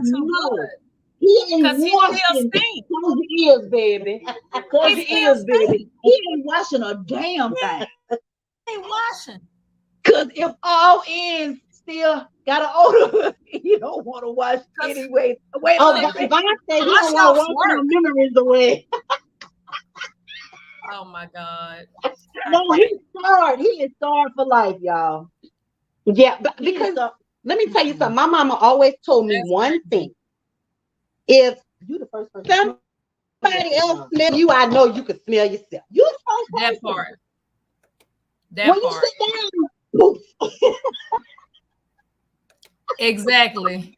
Your sit down air. Your sit down air. Listen, you are the first person. Like Darlene said, that part. You are the first you person can smell to yourself. you. Yeah, but I'm trying to figure out like how long was he her boyfriend? But he smells himself though. He had. I mean, unless he's immune to it now. Yeah, unless he's immune to it now, but still. So you putting clean clothes on top of that funk, like. Yeah. I mean, what does drawers look like? Because if he smell like that, they don't look too hot. Baby, he probably throw them away. They look like sidewalks. Like my mama said, they stand up by themselves. Stand up by themselves, yeah. And walk. Yes. Stand up by themselves and walk by themselves. I mean, but so what do you do at this point? Do you sit them down? No, on a serious note, how do you help that? Do you sit them down and talk to them and say, hey, listen, you got to do this, or you got to wash your hands. You got to do this. He might be a grown man, but something is keeping him from not washing. So no, but it's gotta be something. No, I mean seriously though, it's gotta be something deeper than that. Whatever that ex-girlfriend did, it messed him up for real. He needs therapy. But even if so, no, there's no excuse. I'm sorry, because he could be scarred from the shower. He could be scarred from the shower. Okay, that's fine. He can take a bath. But if you're gonna stand up at the sink and take a whole bath, then take one. Use the soap, use the water, and wash. Because he's not washing, period. He ain't washing at all. Yeah, he's not washing. Yeah, he's not washing, period. So it was more than just the goal. It was more than just that. Yeah. But are people still peeing? That's why I'm saying she messed him up. Is that the thing? What? Is people still peeing on people? Is that still a thing? I know golden showers was back out in the days. Like at a concert. There was some chick just did it to a fan at a concert. Yeah, that's still happening. Yeah, she pulled her outfit down. And close your ears, baby. She pulled her outfit down and pissed on that man on stage. And told him, yeah, it's still happening. It's still happening. Yes, this was on stage. Oh wow. A performance recently. Oh wow. And she had on all white. Vaughn said, locking myself out the house on a rainy day. On a rainy day. But it don't matter, because if it can rain all day, he can get wet. But if he don't wash that funk off, he gonna stink even more so. Yeah, he gonna smell like wet dog. It's gonna get No, worse. he gonna smell like mildew and funk. Because the clothes gonna get garbage. He gonna smell like the garbage. We gonna get proper. He smells like barge. Oh my trash. God. But you know, Vaughn, maybe you can plan. answer this question, and it might not, it probably don't pertain to you. It probably, can you get that for me? It probably don't pertain to you, but boys are the hardest to get to take a bath. Why y'all don't like to wash y'all ass? Why is that? Even like boys, like when my boys were younger, they hated going, like, boy, if you don't go get in that tub, like, why do boys not like the bathe? Be musted in a skunk. Billy Goat. Yeah. You're like, you don't smell yourself. Yeah, so why, I don't know why boys don't like to take a bath. Like, why is that, Mom? When you were younger, did you want to take a bath?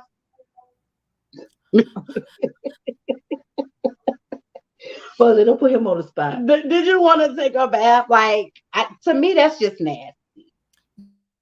You know, some little girls go through that too. Yeah. No, I ain't that little girl. Girls go through that. I didn't, but I know some that. Yeah. Because back in the day, they would have, nicknames and reputations. Yeah, you have to clean out. All right, Grandma, she said nothing like a second pocketbook. That pocketbook, baby, you got to clean out all the change. Your coin purse got to be clean. Your coin got to clean out all the change.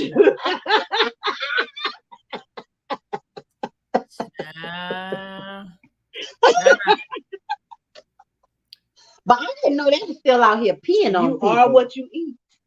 Oh yeah, because you got to realize the generations just do everything that's already been done.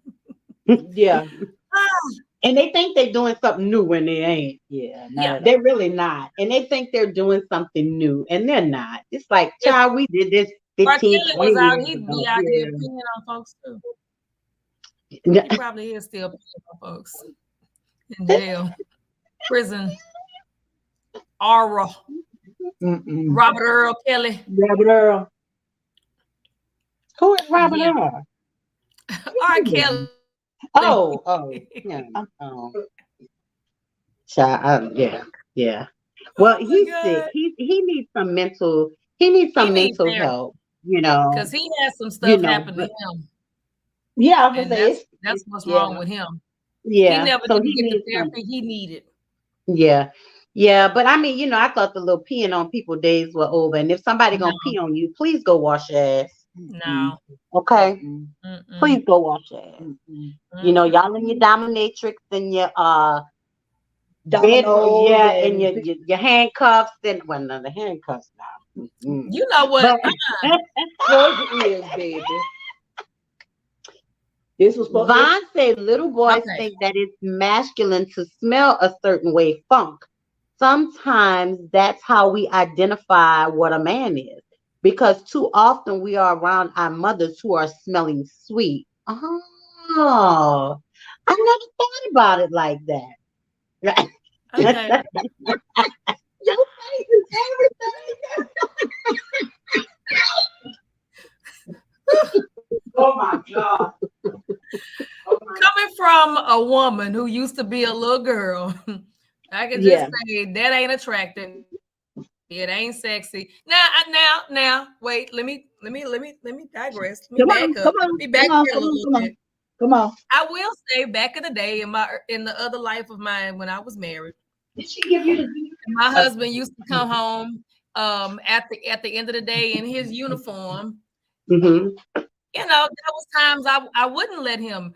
hit the shower yet because I was a little attracted. Yeah. You know, I was a little attracted to that smell that he still had before he had been working all day. And that work smell. The work smell. Yeah. But just on a regular, just every day you come to school or you whatever and you funky. No, that ain't attractive. It's the context. It's the context of the situation. That's what it is, Vaughn. Well, but that's a good point. Go out and funky little boys become funky ass men. Thank men. That's for sure. And the fact, I don't know how long that relationship went on, but I'm mad at her. Yeah, definitely. Because how long did you stay, boo? Because when she wrote in, she said my boyfriend. It was current. She did not say her ex. She did not say her ex. Well, I want to know if he's still a boyfriend. That's what I want to know. I hope not. But how did she fix the problem? Did she fix the problem? I hope she left. Yeah. Oh, exit stage left. Exit stage left. I mean, he needs therapy though, for real. Because whatever old girl did to him, she messed him up. For life. She did. Because he carried that. They talk about baggage. That's some baggage. Garbage. Not baggage. He's carrying around garbage. That's just like these Indians. What's the Indians, man? They be funky. They only wash like once a week or something like that. When they're like hot onions. When they leave an aisle and they still on the aisle, that's a problem. When you walk on that aisle and you start crying, I'm very sensitive. So those masks actually, for a while, because of where I work at, they kind of help the situation a little bit. But if I can smell your breath through your mask and my mask, Lord, that's a problem. So the reason why you're in my doctor's office could very well be. Okay. Yeah, that's. Little face. Fix your face, baby. Girl, no, I'm having some flashbacks of back in my Uber Lyft days. Oh, I remember one time I had some passengers in my car, and I promise you, by the time they got out of there, my head hurt so bad. Oh my God! And it was a smell out too, wasn't it? It was a carpool ride, so I had multiple. Oh my God! Ooh. I couldn't wait till I dropped them off. I was like, Lord Jesus. I paid them to get out. All the windows down, started spraying my Febreze. I would have paid them to get out. I would have paid for their next ride. You can't get up in here. Oh my God. You can ride with me. Vaughn say actually most European men don't take baths and they prefer their women not to as well. They say that they prefer the real essence of a woman. I'm sorry. I don't mean to laugh at that, but the essence. No, thank you. We're gonna watch together. I'm gonna have some sort of oils made out of something, some myrrh. We're to my loo, right to the bathroom, and get in the shower. I know that they used to say. We can go together. Used to say we can do it together. French women don't shave. Is that still true? Right. Yeah. Oh, you know what? Remember when everybody went to Paris with Niraj? Did you talk to anybody when they came back? I believe you. I'm just not her. Yeah. When our folks went to Paris, France with Niraj Khan for that fashion show, everybody that came back was talking about how beautiful everybody looked And then when they got up close on them, that body odor was like, bam. Wow. But I just don't get it. Like, why though? I mean, I know it could be your culture, but is it your culture to be used to that smell? Like when you think that it stinks, it's bad. But it don't stink to them. It don't stink to It them. don't stink to them. Like Von said, he said soap is a Western thing. Soap is a Western thing. Well, God bless this, because listen, I can't. I didn't know that. I didn't know soap was a Western thing. I thought that was a international thing. Meaning cowboy Western? Well, kind of, sort of, because, yeah. Well, so I know, I do know that is, as part of history, the Moors, the chocolate melanin people were the ones that helped the Europeans learn how to bathe and clean themselves, so they would stop dying from all of them diseases that they had. So somebody somewhere knew about bathing and cleaning themselves. Yeah. He said that diets are different, so absolutely. Their bodies emit different smells. Absolutely. Oh yeah, you smell the curry. And that's why I said earlier, you are what you eat. You smell the curry for real. They be that's for a different that's PJ. Be hungry no more. Oh yeah. Mm-hmm. For the smells and stuff. So I'm gonna ask you ladies a question. Do you shower at night? Yes. Or in the morning? Yes. Well, yes to what? Night or in the morning? Both. But I'm a bath person. Well, you know, you're not supposed to be taking a bath. So I heard. But I'm a bath person. Why are we not supposed to take a bath? As a female should not take baths. We should take showers. Because as you're washing your body is sitting in that dirty water. I don't use the soap until it's time for me to get out. Yeah, but you still so you wash one time, and when you wash, you standing up rinsing off? No, you're not doing that. Some people take a bath and then they take a shower. I was about to say sometimes I will take a bath. Stupid. It should be the opposite. You should take a shower and then take a bath because you're clean. But for women, women are not supposed to take. Because why take a bath and then take a shower? That don't make sense. Because I like my body to be absorbed in that hot. Okay, but guess what? Then take a shower first. Clean yourself first. So when you do take a bath and you're sitting in that water, you're not sitting in dirty water that's getting all in your crevices and your creeks and stuff. And that's what causes BV and yeast. If I turn that shower on, I'm standing under the hot water. You ought to know better. Until it's all gone. I ain't gonna have no hot water left in no bath. I'm gonna take my. I ain't gonna have no hot water left in no bath. Not together, but I'm gonna take my baths. I'm gonna sit and I'm gonna soak and I'm gonna become a onion. I mean, not an onion, but a prune, a raisin, an onion. I run more hot water. I itch. That water be so hot, I be itching.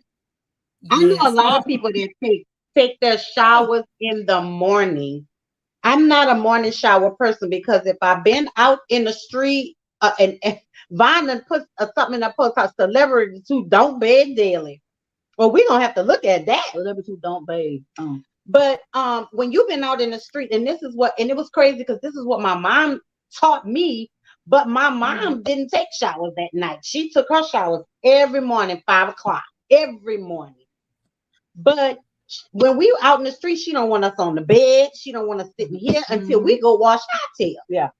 So I grew up like that, taking a shower at night. Now I ain't gonna lie, there's been some nights I be like, I can't do it. Like Tuesday night when I got in from Papa Cedars and had too many margaritas, I was like, yeah, I'm taking a shower in the morning. I was sleeping 10 minutes. Yeah, because I was drunk. Okay, it was my birthday. I was celebrating. But normally, I take my bath when I come in from out in the street all day. Yeah. I got to tell and I want to get in my bed. In the morning, a shot, whatever. For me, if I take a shower in the morning, it just, it makes me, I mean, it helps, it wakes you up for one. And it just gives me a better, I have a better day. Really. Because I feel cleaner. Fresh. But didn't you take a shower the night before? I take a bath. You're not listening. I'm gonna take my bath. You take a bath the night before and the shower in the morning. Bath. I'm gonna get my bath. Okay, what you say? Okay. Oh, Vaughn. Every morning. Thank you, Mom. Every morning. I don't know who she was having it with because my daddy wasn't there. But okay. She probably was. She had a toy, so she might well use that. I don't know. Oh, damn. Oh. Is they in there? Jesus. Right. Anytime was to go. It's time was to go. Hush, boy. V, what you say about that? What you say about that? Taking a shower. Or a bath. No, this girl said her boyfriend don't take a shower because his dominatrix ex was peeing on him.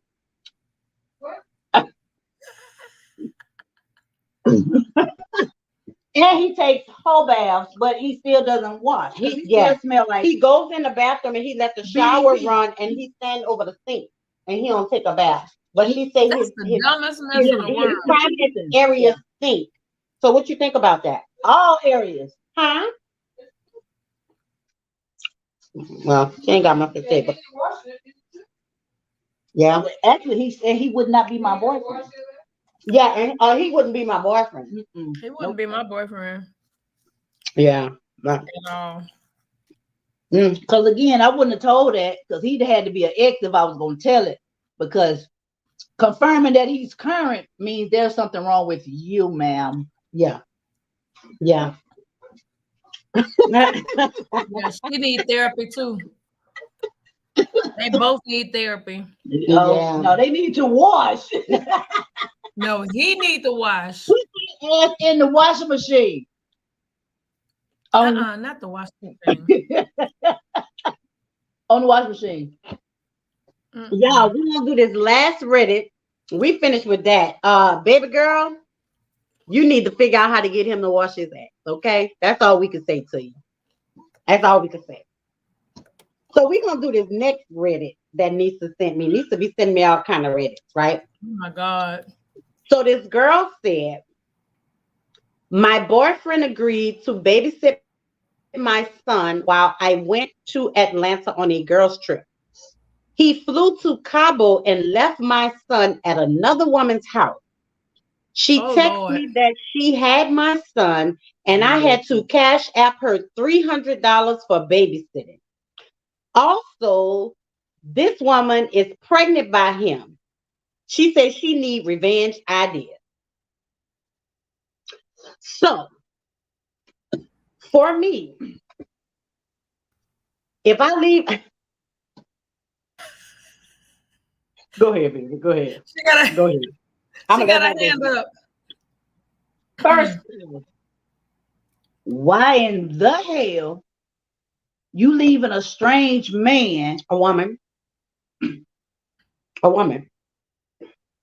He left his son, her son, with another woman. No, with his side piece.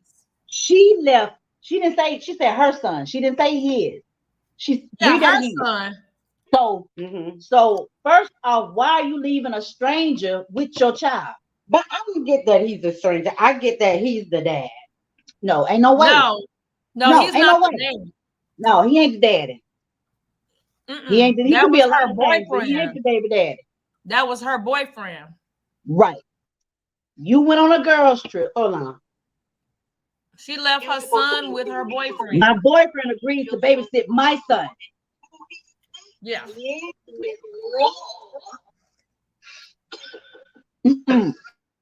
She's so silly.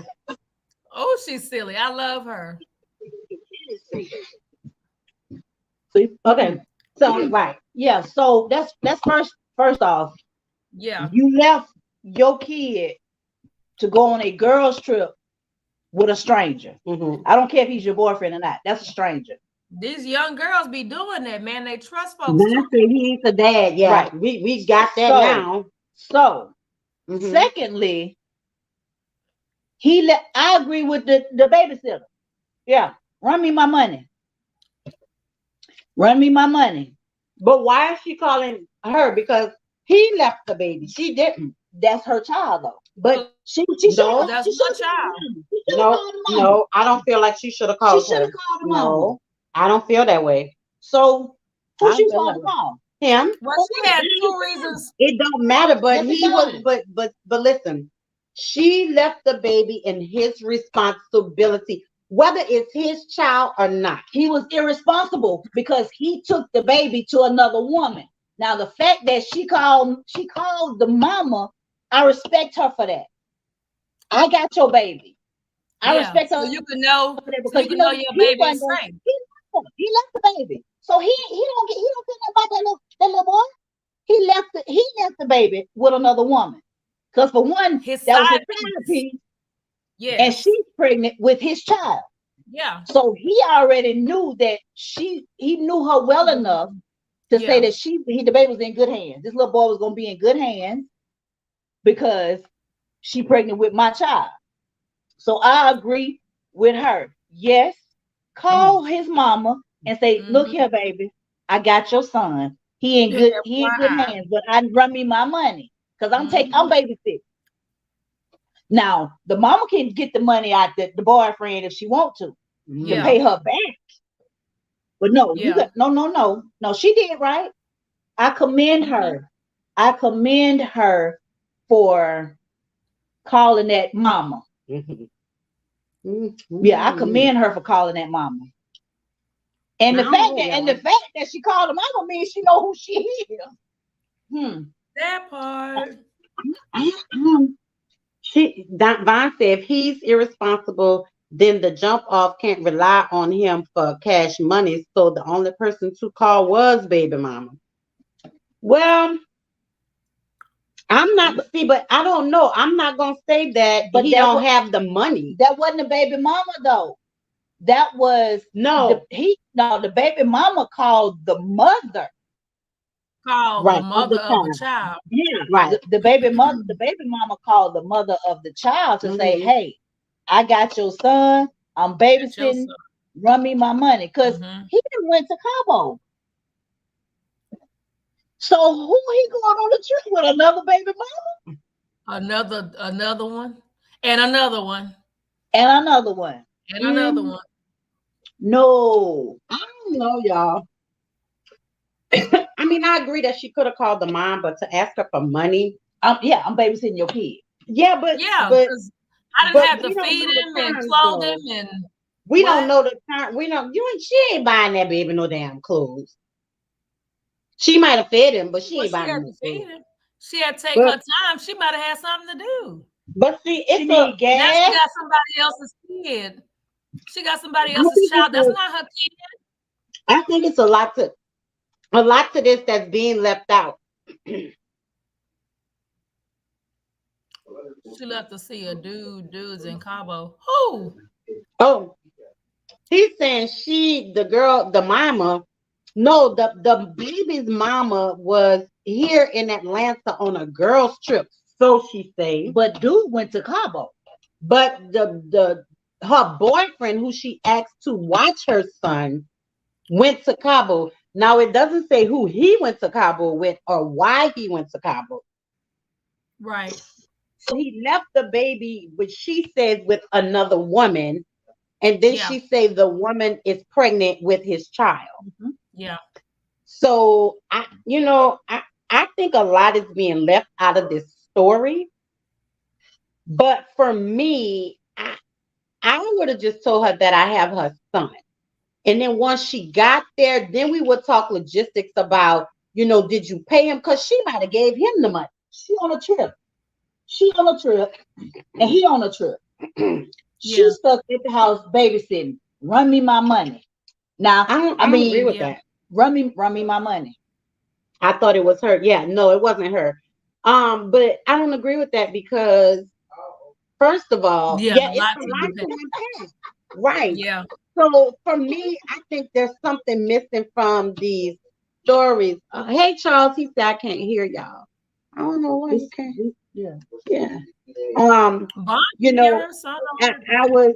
I just feel like there's some things being left out of this story because we don't know if she even paid him to watch the kid because according to No, the we don't know post, that.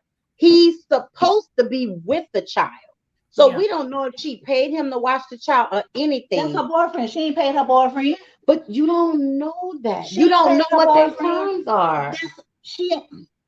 If she had paid that man to keep that little boy, he'd have kept it. No, he took it. There wasn't no money exchange between the boyfriend and the girlfriend. To keep the But child. he might have paid her some money because he need to run off the combo. You never know. You know what I'm saying? It's for me. I feel like a lot is. What is going on over there? That's my cup. That's that tequila. That's that tequila. I feel like a lot is missing from this story. I really do. Is because I just feel like something missing because you didn't know you were going to Cabo before she asked you to watch this child. Sure. But then why would you say yes? Because he already knew. Because he already planned on it. And see, I feel like he must have told her if you watch the baby, she'll pay you. Because why? You know, for you to just tell me I gotta give you $300, that's what I don't agree with. Because I didn't, excuse me, I didn't ask you to watch my child. I asked him. Now, if he had told the baby mama that I give you some money to watch this kid, because the mama still didn't know. That's what I'm saying. So now he could have said, thank you, baby. I'm gonna give you some money to watch the child. I'll give you some money to watch the child. He could have said that. Right. And didn't pay her. But again, that part don't even matter. The thing is, you left your son in the hands of a boyfriend that's not even his daddy to go on a girls trip. First of all, I ain't mad about you going on a girls trip, right? But then he turns around, the boyfriend turns around and takes your son to his baby mama to go to Cabo, right? I'm with you, Vaughn. It's a whole mess. It's a whole mess. Yeah. So I agree with the baby mama. Look here. I got your son with me. I got your little human. They put out there, he told me he was gonna give me some money to keep the kid. Now they left that out. But even if so, that's why she want her money. Yeah. Because he told her he was gonna pay her. Yeah. Yeah. Well, he had to. That's why it was $300. I mean, like, who comes up with the sum of $300? Right. And then how long you had the baby? Or was going to have the baby? Was going to have the baby. On the girls trip, I'm sure she's on every bit of 4 or 5 days. Let's put that out there. Right. So he good for 4 or 5 days. For $300? Hey, that's his baby mama, so he felt that she was good for $300. Hey. I'm with Vaughn. This is a whole mess, but I just feel like she should not be the one that has to pay the $300. She should not be the one. The mom. The mom.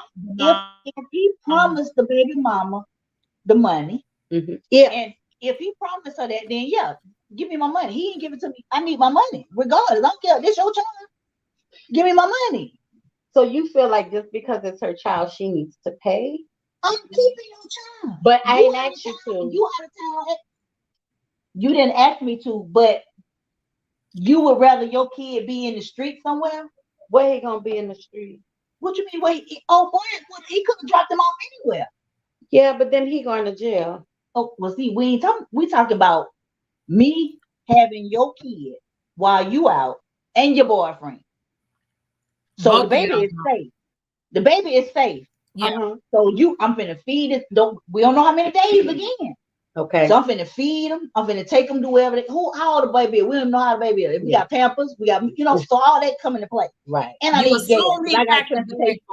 So run me my money. Like I said, if she put a $300 on there, that means somebody mentioned $300, and it was probably the baby daddy.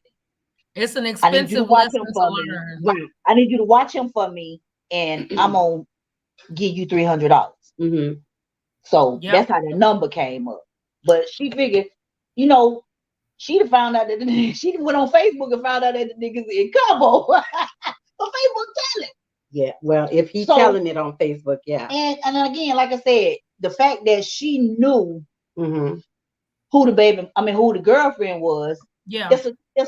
It's entanglement. Yeah. So I'm wondering if he gave her the number just in case. No, because he wasn't supposed to do that. None of that was supposed to happen. I know, but what I'm saying is once he left the child and said, "Here go her number just in case," and she may have decided to just call and say, "I got your child." No, ma'am. Put the whole thing into that thing, girl. No, ma'am. No, because that lady wasn't supposed to be. So you think he just went there and be like, "Watch him, I'm gonna give you she gonna give you $300." Absolutely. Absolutely. He got a girlfriend and a baby mama, and he went to Cabo to see another one. Yes, ma'am. He did all of that. Wow. And some. Yeah. And that lady wasn't supposed to. First of all, the lady ain't supposed to be a part of it anyway.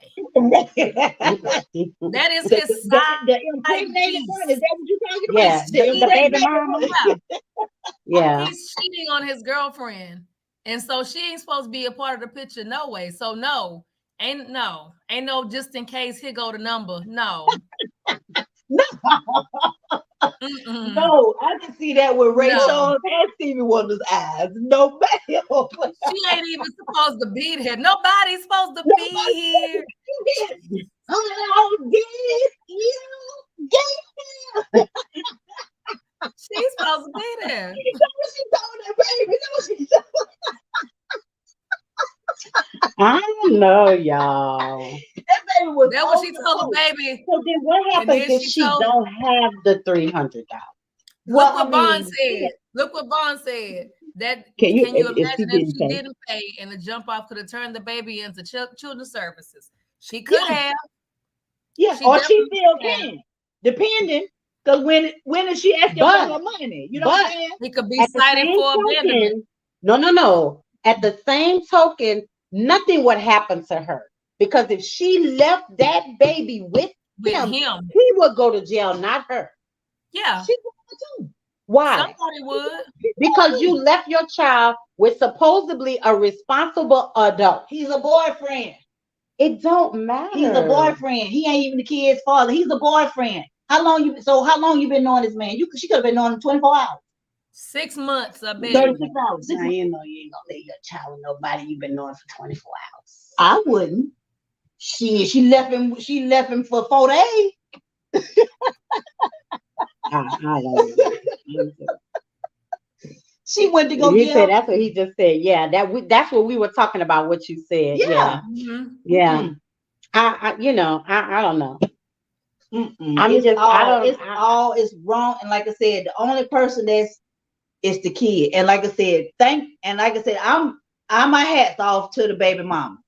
Because she could have just called child services. You could have just called and been like, she could have said that she could have lied on the mama. You know what I'm saying? She could have just said, this man dropped this kid off. You know what I'm saying? She could have did all of that. But the fact that she's saying, hey, look, I got you because she don't want the baby daddy to go to jail. So she's not gonna do that. Well, okay, but everything was to her benefit. That's what I'm saying. Well, like I say, what would happen if she don't get the money or didn't get the money? You know what I'm saying? You ain't gonna keep it because he ain't Judge Mathis. You ain't go. I want to see this play out on TV. Man, listen, or that'll be a good story. We play it out.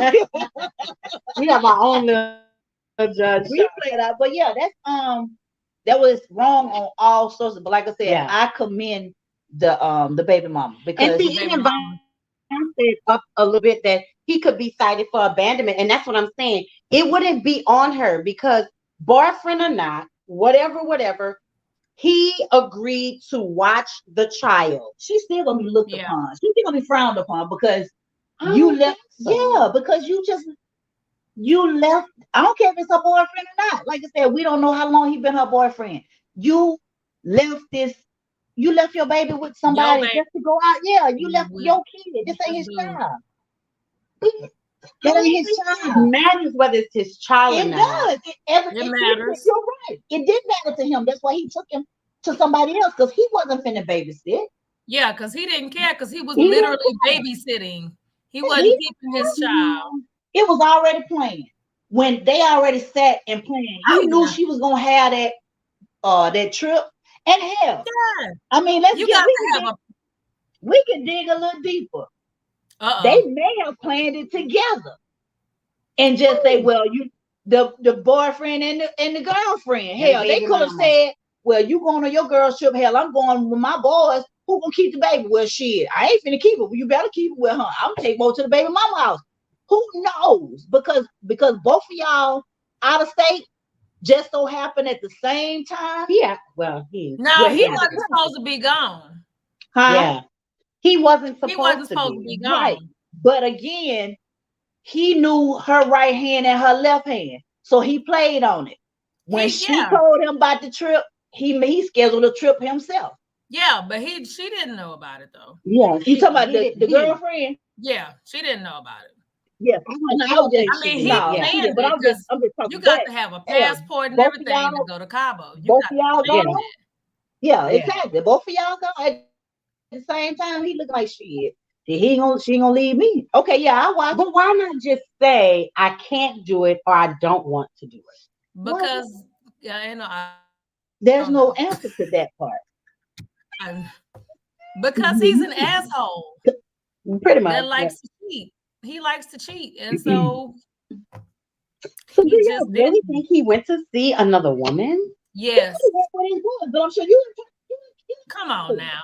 You going to Cabo and you just gonna kick it with your boys? You in Cabo? Really? And both of your women are somewhere else? Well, one of them babysitting. No, I'm saying, but they both. So she wasn't going nowhere. He knew. Right. He knew they were in place. Right. He knew everybody was occupied. He knew they were in place, so he could play. They were in place, and I look good. This light is. This light is doing some things to this. Oh Jesus! This melanin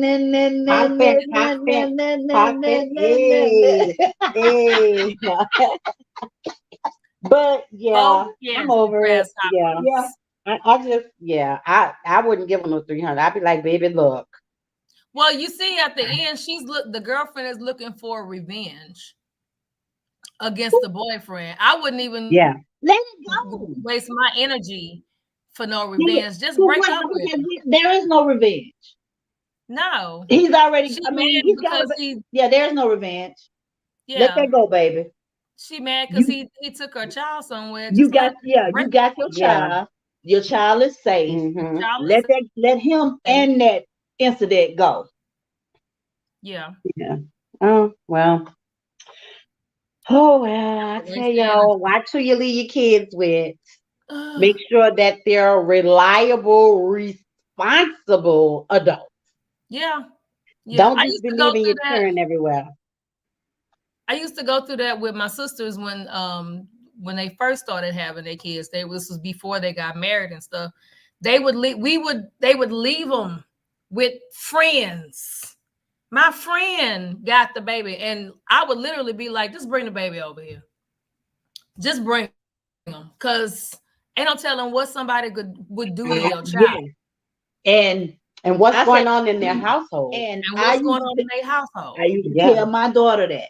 And I'm 300 and some miles away. Right. So here's the thing, because at the end of the day, first she's the parent, I'm the grandmother, and I'm 300 and some miles away. But Right. I also put out a disclaimer.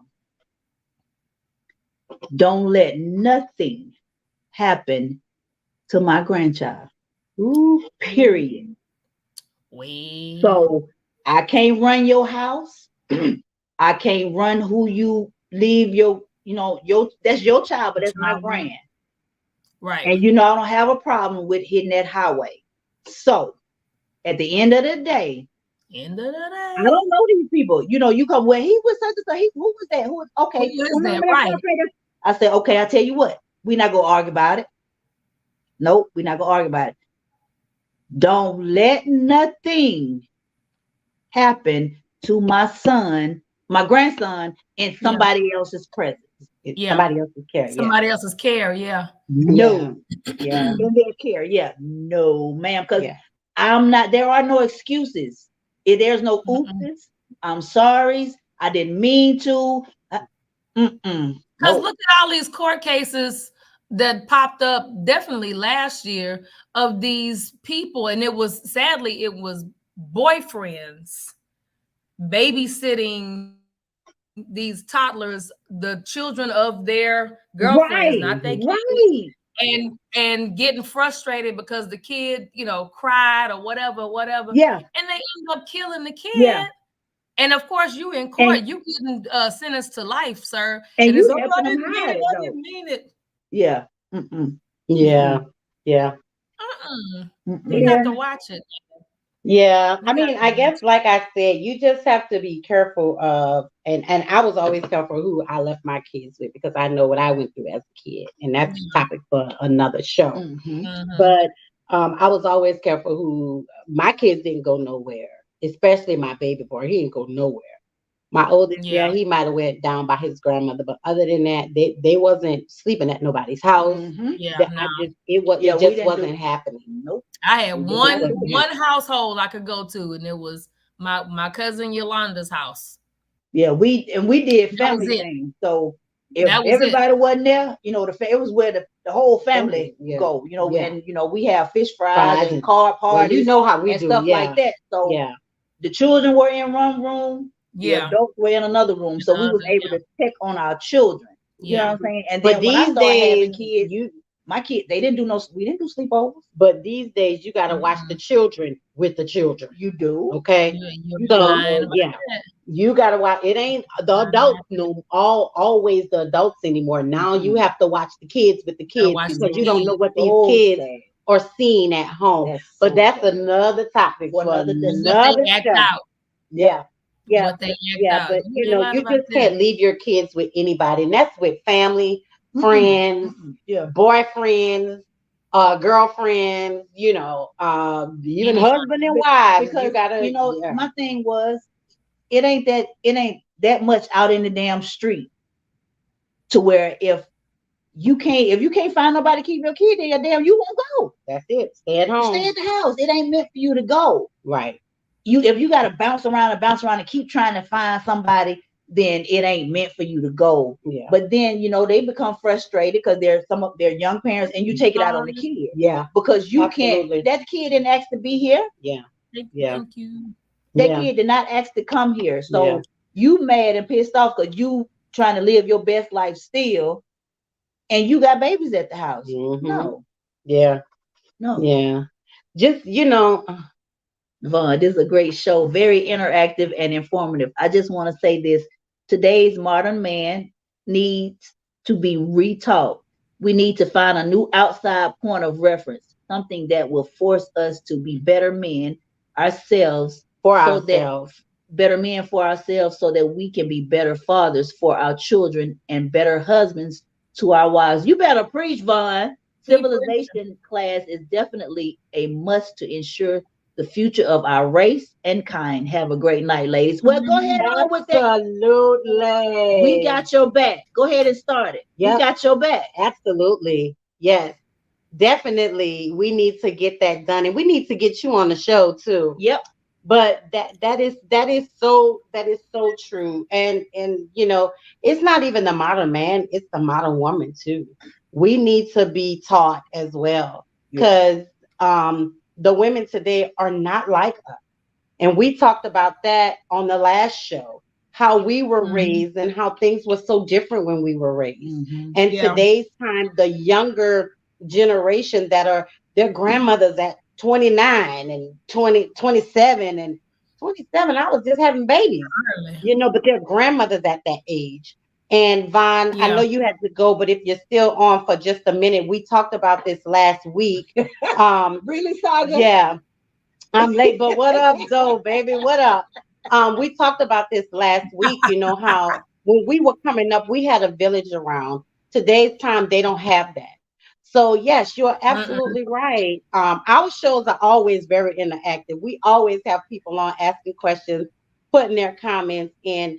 But that's maybe something you need to think about doing, Vaughn. Yeah. A civilization class for men and women. Yeah, I often say for both. I think we need it for both. Definitely for men. Need it. Yeah, we definitely need it for men. We definitely need it for the men. Because the men need to teach the young boys. Yeah, but because the men are the leaders. They're supposed to be. Yeah. They're supposed to be the leaders. That's why we so out of whack right now. And I know a lot of folks don't like to admit that. We talked about that last week as well. We talked about that. Admit that. We so out of whack because the men they don't remember how to lead, and the ones that know are not taking the initiative to show the younger generation how it's supposed to be done. Yeah, right. Absolutely. Yeah. Now you out here flip-flopping because the independent woman was created. It was because situations were a little different and we had to become somewhat independent. But that doesn't mean we didn't need the man anymore. We just had to figure something out until, temporarily whoever was for us, matched us with us, so we could, go forward like we're supposed to. I know that's a whole other topic, but I can talk about that all night. I don't even think it was so much of our independency. I think back then it was so much of because the men went out and worked, we had to be strong women to take care of the kids. We had to take care of the house. That's my definition of independence. I don't call it really independency because we did it for the family. So we had to be strong enough to sustain the house, cook, take care of the kids, teach the kids, because that all was being done back in those days. But I mean, also it goes with like some, with the hut. Like I'll take example personally for me, my grandmother. My grandfather died when she was pregnant with her 10th child because he got sick. So she got 5 kids at the house. She got 5 grown and gone, 5 at the house. My grandfather basically made all the money. Of course, she had her grown kids that could support her, but now she is an independent woman running that household, raising that next generation, that last group of kids. And because there's no person, of course, because she wasn't going to let no other man come in the house. So now it's her and having to figure out how to do that. And so with that, you got that, because my mom was part of that last 5. My mom and everybody else, now they're in a single parent household. Now that creates a whole different demographic from what their siblings had. They had two parents. Now you got one parent. See what I'm saying? That like that kind of and so that type of example with like for me, my mom never got married. Not that, I'm against it or whatever, but she just didn't. So I had to learn. I learned from my uncles, but I had to learn to do stuff for myself. And for a minute, that was just a situational thing. But then it seems like it went from this happened because so-and-so died, so-and-so went to jail or so whatever for a temporary time. Dynamic. It's like permanent. Like I'm an independent woman. I don't need no man. Da, da, da. And that's not how it should. That's not what was supposed to happen. Right. That's where I'm coming. Right. Because I need my man. But the thing about it is, see, the different dynamics is that back in the day, we were taught to be strong, so that if something happens, we're prepared. So for like your grandmother's situation is different because her husband died. So guess what? All those years she was taught to be that strong woman, to take care of the kids, to take care of the house, to do this. So when he did pass, she was able to do all of those things. Yeah. So the dynamics are different from when you have a woman in a house and you just don't have a daddy, like you say, because he either went to jail or he just don't want to be there, and you have to be that independent.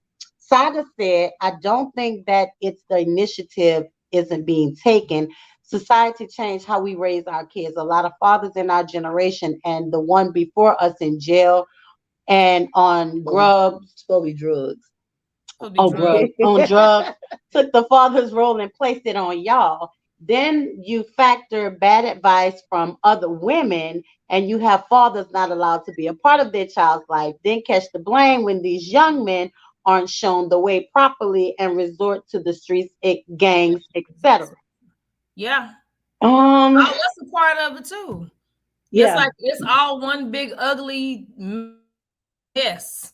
Yeah, because a lot of times our hands are forced. You know what I'm saying? That we have to take the role, as we, they say for the man and the woman's perspective, because we gotta man up. A lot of times, we gotta do what you gotta do. Yeah. And being like you, Nisa, with your uncles and stuff like that, I was raised by my dad. Mm-hmm.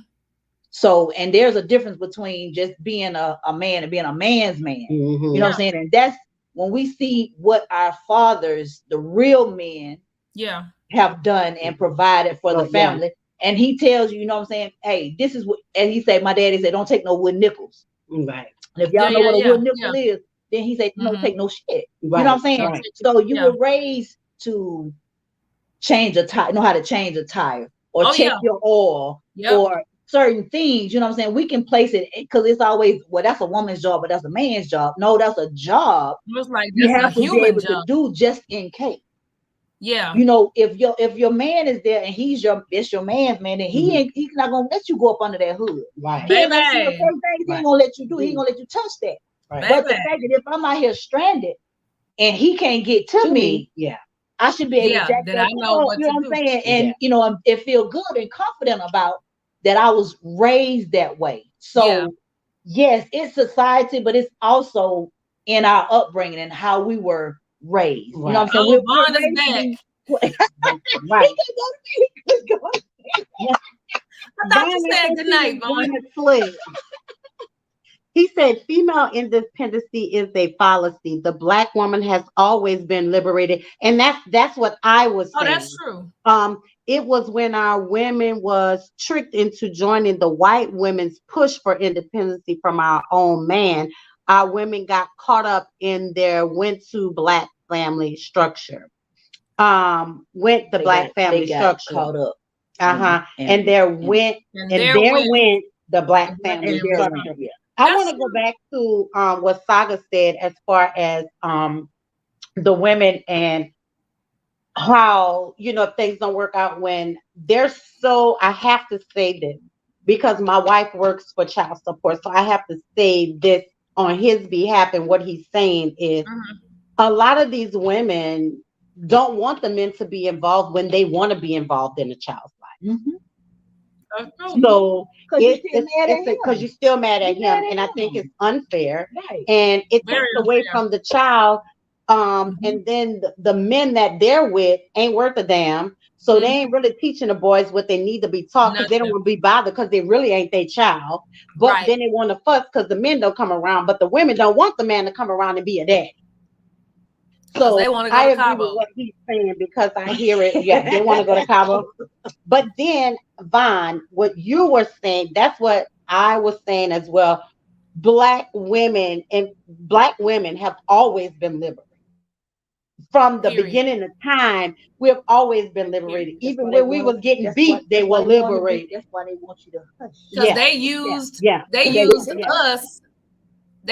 us as the wet nurse. for the kids of the white woman when she had her baby. She could go up there and lay down and be demure, while the same woman that he probably raped and had a kid by or something, he made her nurse his white child, couldn't nurse her black child that she had just had. Yeah. So we always have to be strong. That's a reason why when people talk about, why black women get so mad about black men dating white women, I go all the way back to my great whoever sitting in the kitchen rocking somebody's baby on her titty, and while a white woman is in. See, I can't.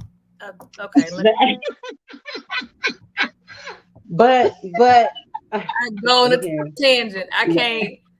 Because love is love, and love who you love, but there's that part of it that. Happy Juneteenth. That's all I'm gonna say. My mama said, if you can't use that comb, don't bring them home. But to each his own. To you just say Happy Juneteenth. But there's some, when we talk about black and white, there's some people like my nephew. He just really started dating black women, but he don't really care to date. Like, he loves white girls.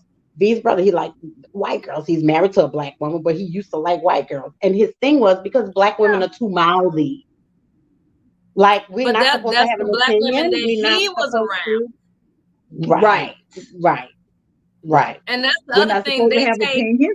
We're not supposed to, be opinionated. Yeah. Right.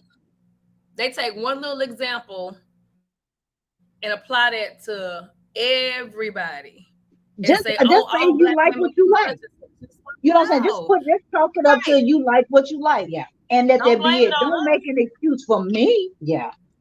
But I tell you what, you can like who you like, and you can have as many little cute light-skinned babies as you want to. But baby, that dark-skinned DNA is in there, and one day it might not be your wife, but it might be your grandchild gonna have a little chocolate baby with 4C curly hair, and y'all gonna swear she cheated on somebody. No, her dad, her grandpa.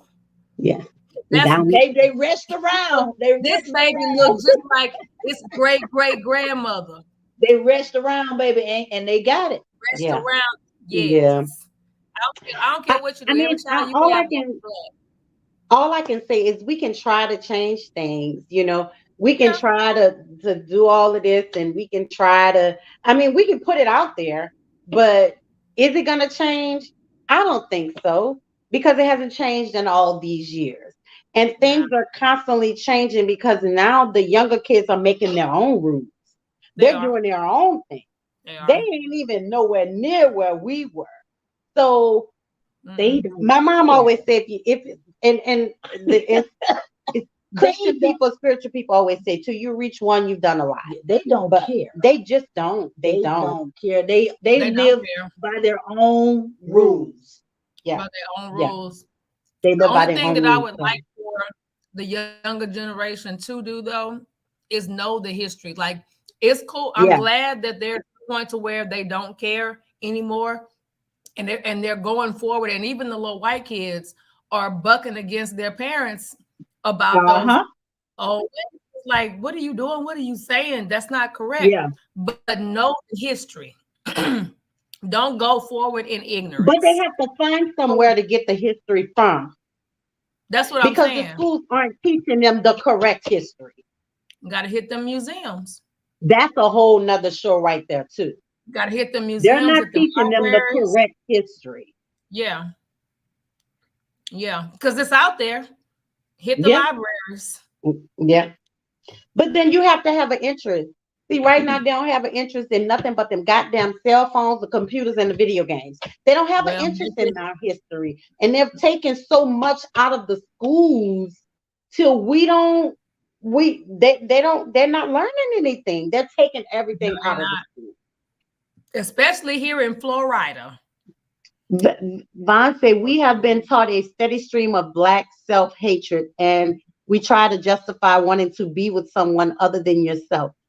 Excuse me, by making statements like, I got Irish blood in me. Yeah, you do. You're right. You're right. And the Irish people, they didn't like us either. Yeah, of course not. Of course not. Nobody liked us. But you know, it's we can be the ones to try to make the change. But if we reach somebody we don't know, but it's worth it. I feel like it's worth it to try to make a change, or to try to put something out there where we make a change. Or on our show, like we do, we inform people of certain things. Yeah. Like we can do history things. We can put it out there. Mhm. But Yeah. for the adults that's up and that's watching our show, are you going to pass this along to your kids? It's information. Mhm. You know, Yeah. are you going to do it? And do you really know? Right. Because maybe some of this information is for you and Right. not just the kids. Absolutely. So, I mean, it's just a matter of putting it out there. But what happens once we put it out there? We don't know. Because what we put out from our show into the universe, we don't know how it affects people. We don't know what they take away from it. But we would hope that they always take something positive away from our show. And we try our best to do informational shows about current topics, past topics. Again, things like domestic violence, sex and human trafficking. I mean, we talk about everything. So maybe we should do a segment on history, on our Black history. We definitely have to for this month. Yeah, for Juneteenth. Yeah, For this month. Coming Yeah. up. So we And should really- definitely allow next couple of shows should be about that. Yeah. And Right. and And you're absolutely right. That's what I was saying, Deliver Vaughn. the It's our message, job yes. to deliver the message, you know, Mhm. whether it gets to somebody or not, I don't know, but I'm doing my job. Just like with this show, we're delivering the message. Now, yeah, it's out who it there. affects, who takes something from it, who it can help, I don't know, but we try our best to give information that can help people. So we're gonna keep doing what we do till we can't do it no more. Absolutely. So like this month was lupus month and mental health awareness. We talked about lupus. We gave people information on lupus. We talked about mental health. We didn't really give like places to go and things of that nature, but you know, we did give information out on lupus, where they can go, signs and symptoms, things like that. So me being a nurse, you know, I can give that information out when it comes to health stuff. You know, so we try to do our research on topics. We try to get as much information as we can to give out to our viewers and our listeners.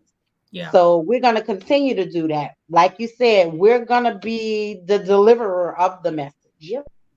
And it's up to you to take what you want away from it. But we're always pushing out positive stuff. Now, we're going to laugh and joke all the time, get a laugh or joke in here or there. But for the most part, we try to give out pertinent information that people can use. Absolutely. Yeah, definitely. So that's the point for this show. That is the parent. The parent. The parent. So y'all, we have to get out of here. We are late. Always. Well, because But it'd be good we though. started late. We had some technical difficulties. We started late, but we are going to get out of here. So you ladies got anything to say? Oh, TLA, Ageless Beauty Fashion Show. Sold June out. 11th is sold out. So if you ain't got your ticket, you ain't getting in there. And listen, let me tell y'all something. I don't know why y'all wait to the last minute to get tickets for this show. Y'all know Tina sells out her shows every year. Every year. She sells out every year. Tina Bridges don't never have a damn ticket left when it comes close to her show. She sells out every year. This is year number 11. She sells out every year. Okay. She sells out every year. Year number 11. So I already got my VIP ticket. I'm gonna be in his house, sitting down, enjoying myself, eating some good food. So if you got your ticket, we'll see you at the Ageless Beauty Fashion Show, June 11th. What time? I forgot. Yeah. Doors open at 3. Show starts at 4. On time. And let me tell you something. This is one, I love it. I love it. When I went to Tina's first show, this is not a fashion show where you're going to sit there for 6-7 hours. Tina get in, get out. She be done like 2 hours, 2.5 hours. She be like, what? Yeah. Yeah. We still got time to go play. You still got time to go play. Okay. Man, yeah, listen. And I am one of the designers for the fashion show. Cut 'em Up Key. The designs will be on the runway. I might have to do a shirt. Okay. All right. So yeah, if you ain't got your ticket, sorry for you. If you got your ticket, we're gonna see you in the house. See you there. Yep. And lastly, we are doing a play called Old Timers, and the play is about Alzheimer's and dementia. We are having, I'm gonna see if I can go into I'm gonna post it on the Ladies Den page. We're doing auditions June 6th in Douglasville and auditions June 8th in in Austell. We are doing a 10-city tour for this play. We will be in Memphis, Virginia, Dallas, Texas, Houston, Texas, North Carolina, South Carolina, New Orleans, Las Vegas, and Kentucky. So those are the 10 cities we're doing this play in. We are also looking for help with the play. So if you're not an actress or actor, dancer, musician, and you would just like to assist and help with certain things, come out to the auditions and let us know what role you want to play. I'm going to be looking for an assistant for this show, for this tour. And my assistant probably going to need an assistant. So, yeah, I will be looking for an assistant for this show. So come on out. Let us know what role you want to play. We need backstage management. We need front stage management. We need lights. We need videography, we need everything. So I will post the flyer on the Ladies Den page as soon as we get off. And then, like I said, whatever capacity you want to help us, just come out to one of the auditions. I don't think we will be doing another audition other than these two, because we need to get people on script and off the script by end of August. That's when the first play is going to be. Yeah, we're going from the end of August throughout January, I think it is. So, yes, come out, bring your best voice. Yeah, you got to bring out your best voice, because we are looking for singers. We're not looking for singers. We're looking for singers. We want somebody to touch your soul, because this is a gospel-based stage play. Your soul. So, yes, definitely. Y'all got any other announcements? Anything else y'all got going on? June 17th. Oh, yeah. The Catrice Fields Austin Day in Catrice Austin Fields. Fields Austin Day. Okay. Yeah, it didn't sound right. It didn't sound right. Yeah. The Catrice Fields Austin Day in Barnesville, Georgia. You Matter in the City. Myself, along with my co-host and her wife, will be honored on that day. The top of the day will be filled with plenty of kid stuff to do. It's almost like a field day. It's actually what it is. Yeah. It's a field day. There's going to be all kind of games and entertainment and horses and jumping ponies and all that stuff. And all that kind of stuff. That evening will be the Royal Blue Gala. Yeah. Which I am decorating for y'all. Yes, baby, y'all don't want to miss it. Tickets. You can hit Kiki up for tickets for the gala. The other event is free, isn't it? Mm-hmm. The other event is free. Yeah, the field day is free. The gala is what you have to pay for. Y'all, please don't charge it to my head. I don't remember the prices of the tickets. They're $15 per person and they're $25 for a couple. So it's not y'all got that. Yeah. Y'all got and that's only if you're not doing anything Father's Day weekend. Yeah, the set June 17th. And that's Juneteenth weekend too. Yep, Juneteenth weekend, Father's Day weekend, and that is in Barnesville, Georgia, which is just an hour away. So we do that in the city. So come on, you guys, come out and support us. And it will be a small fashion show, which Vivian Dinks is one of the designers. Okay. Curvy Girl is one of the designers. Nice. And Andrea Rowe. Nice. is one of the designers. You should have been a designer too. It's okay. I got it. Okay, you got too much stuff. Okay, so yeah, but those are the 3 designers. And y'all, the menu for this gala is to die for. I'm hungry. You don't want to miss it, y'all. $15. 15. What gala tickets are $15? What gala? And then, like I said, $25 a couple. I will in a second. I will drop the link. Yeah, we're gonna drop it on the Ladies Den page. Yeah. The link to purchase your tickets on the Ladies Den page. We don't have to worry about Ageless Beauty because it's sold out. Right. We need to worry about that. You're late. And I will drop the audition flyer in on the Ladies Den page, so you guys can follow up with both. Purchase your tickets for the gala, for the Royal Blue Gala. Come out and see us. We're gonna be honored for certain things. You'll see when you come on out to the gala, and it's a Royal Blue Gala. So get your Royal Blue together, and I know you love Royal Blue. She loves Royal Blue. So yeah, so get your nice gowns together, gentlemen. Get your suits so you're tucked. Yeah, come out and come on out and support. Yeah. Support. That's what we need. Yeah. And so that's it. I think that's it, y'all. So thank y'all for joining us in the den. Yeah. And join us the next week when I don't know what we're gonna talk about yet.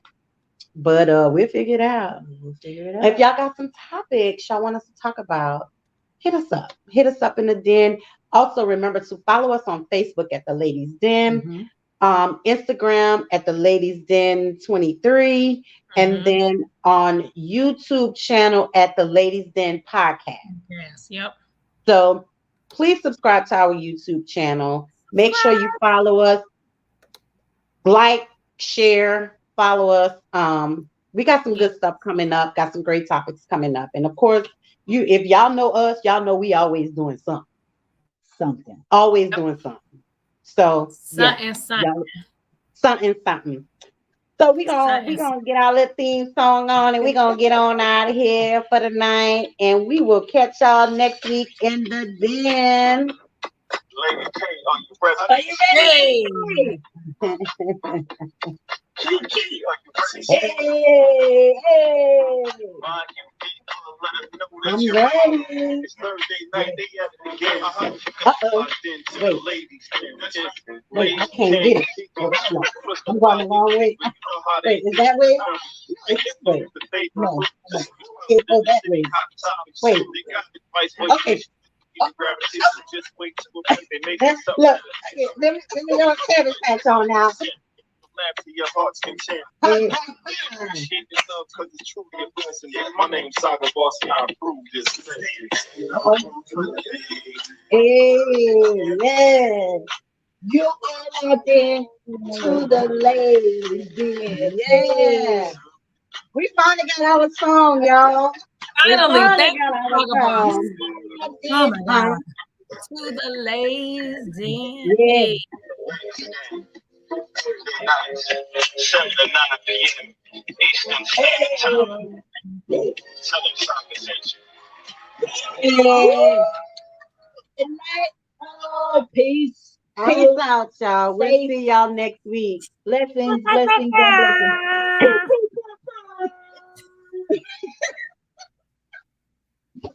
Y'all are crazy.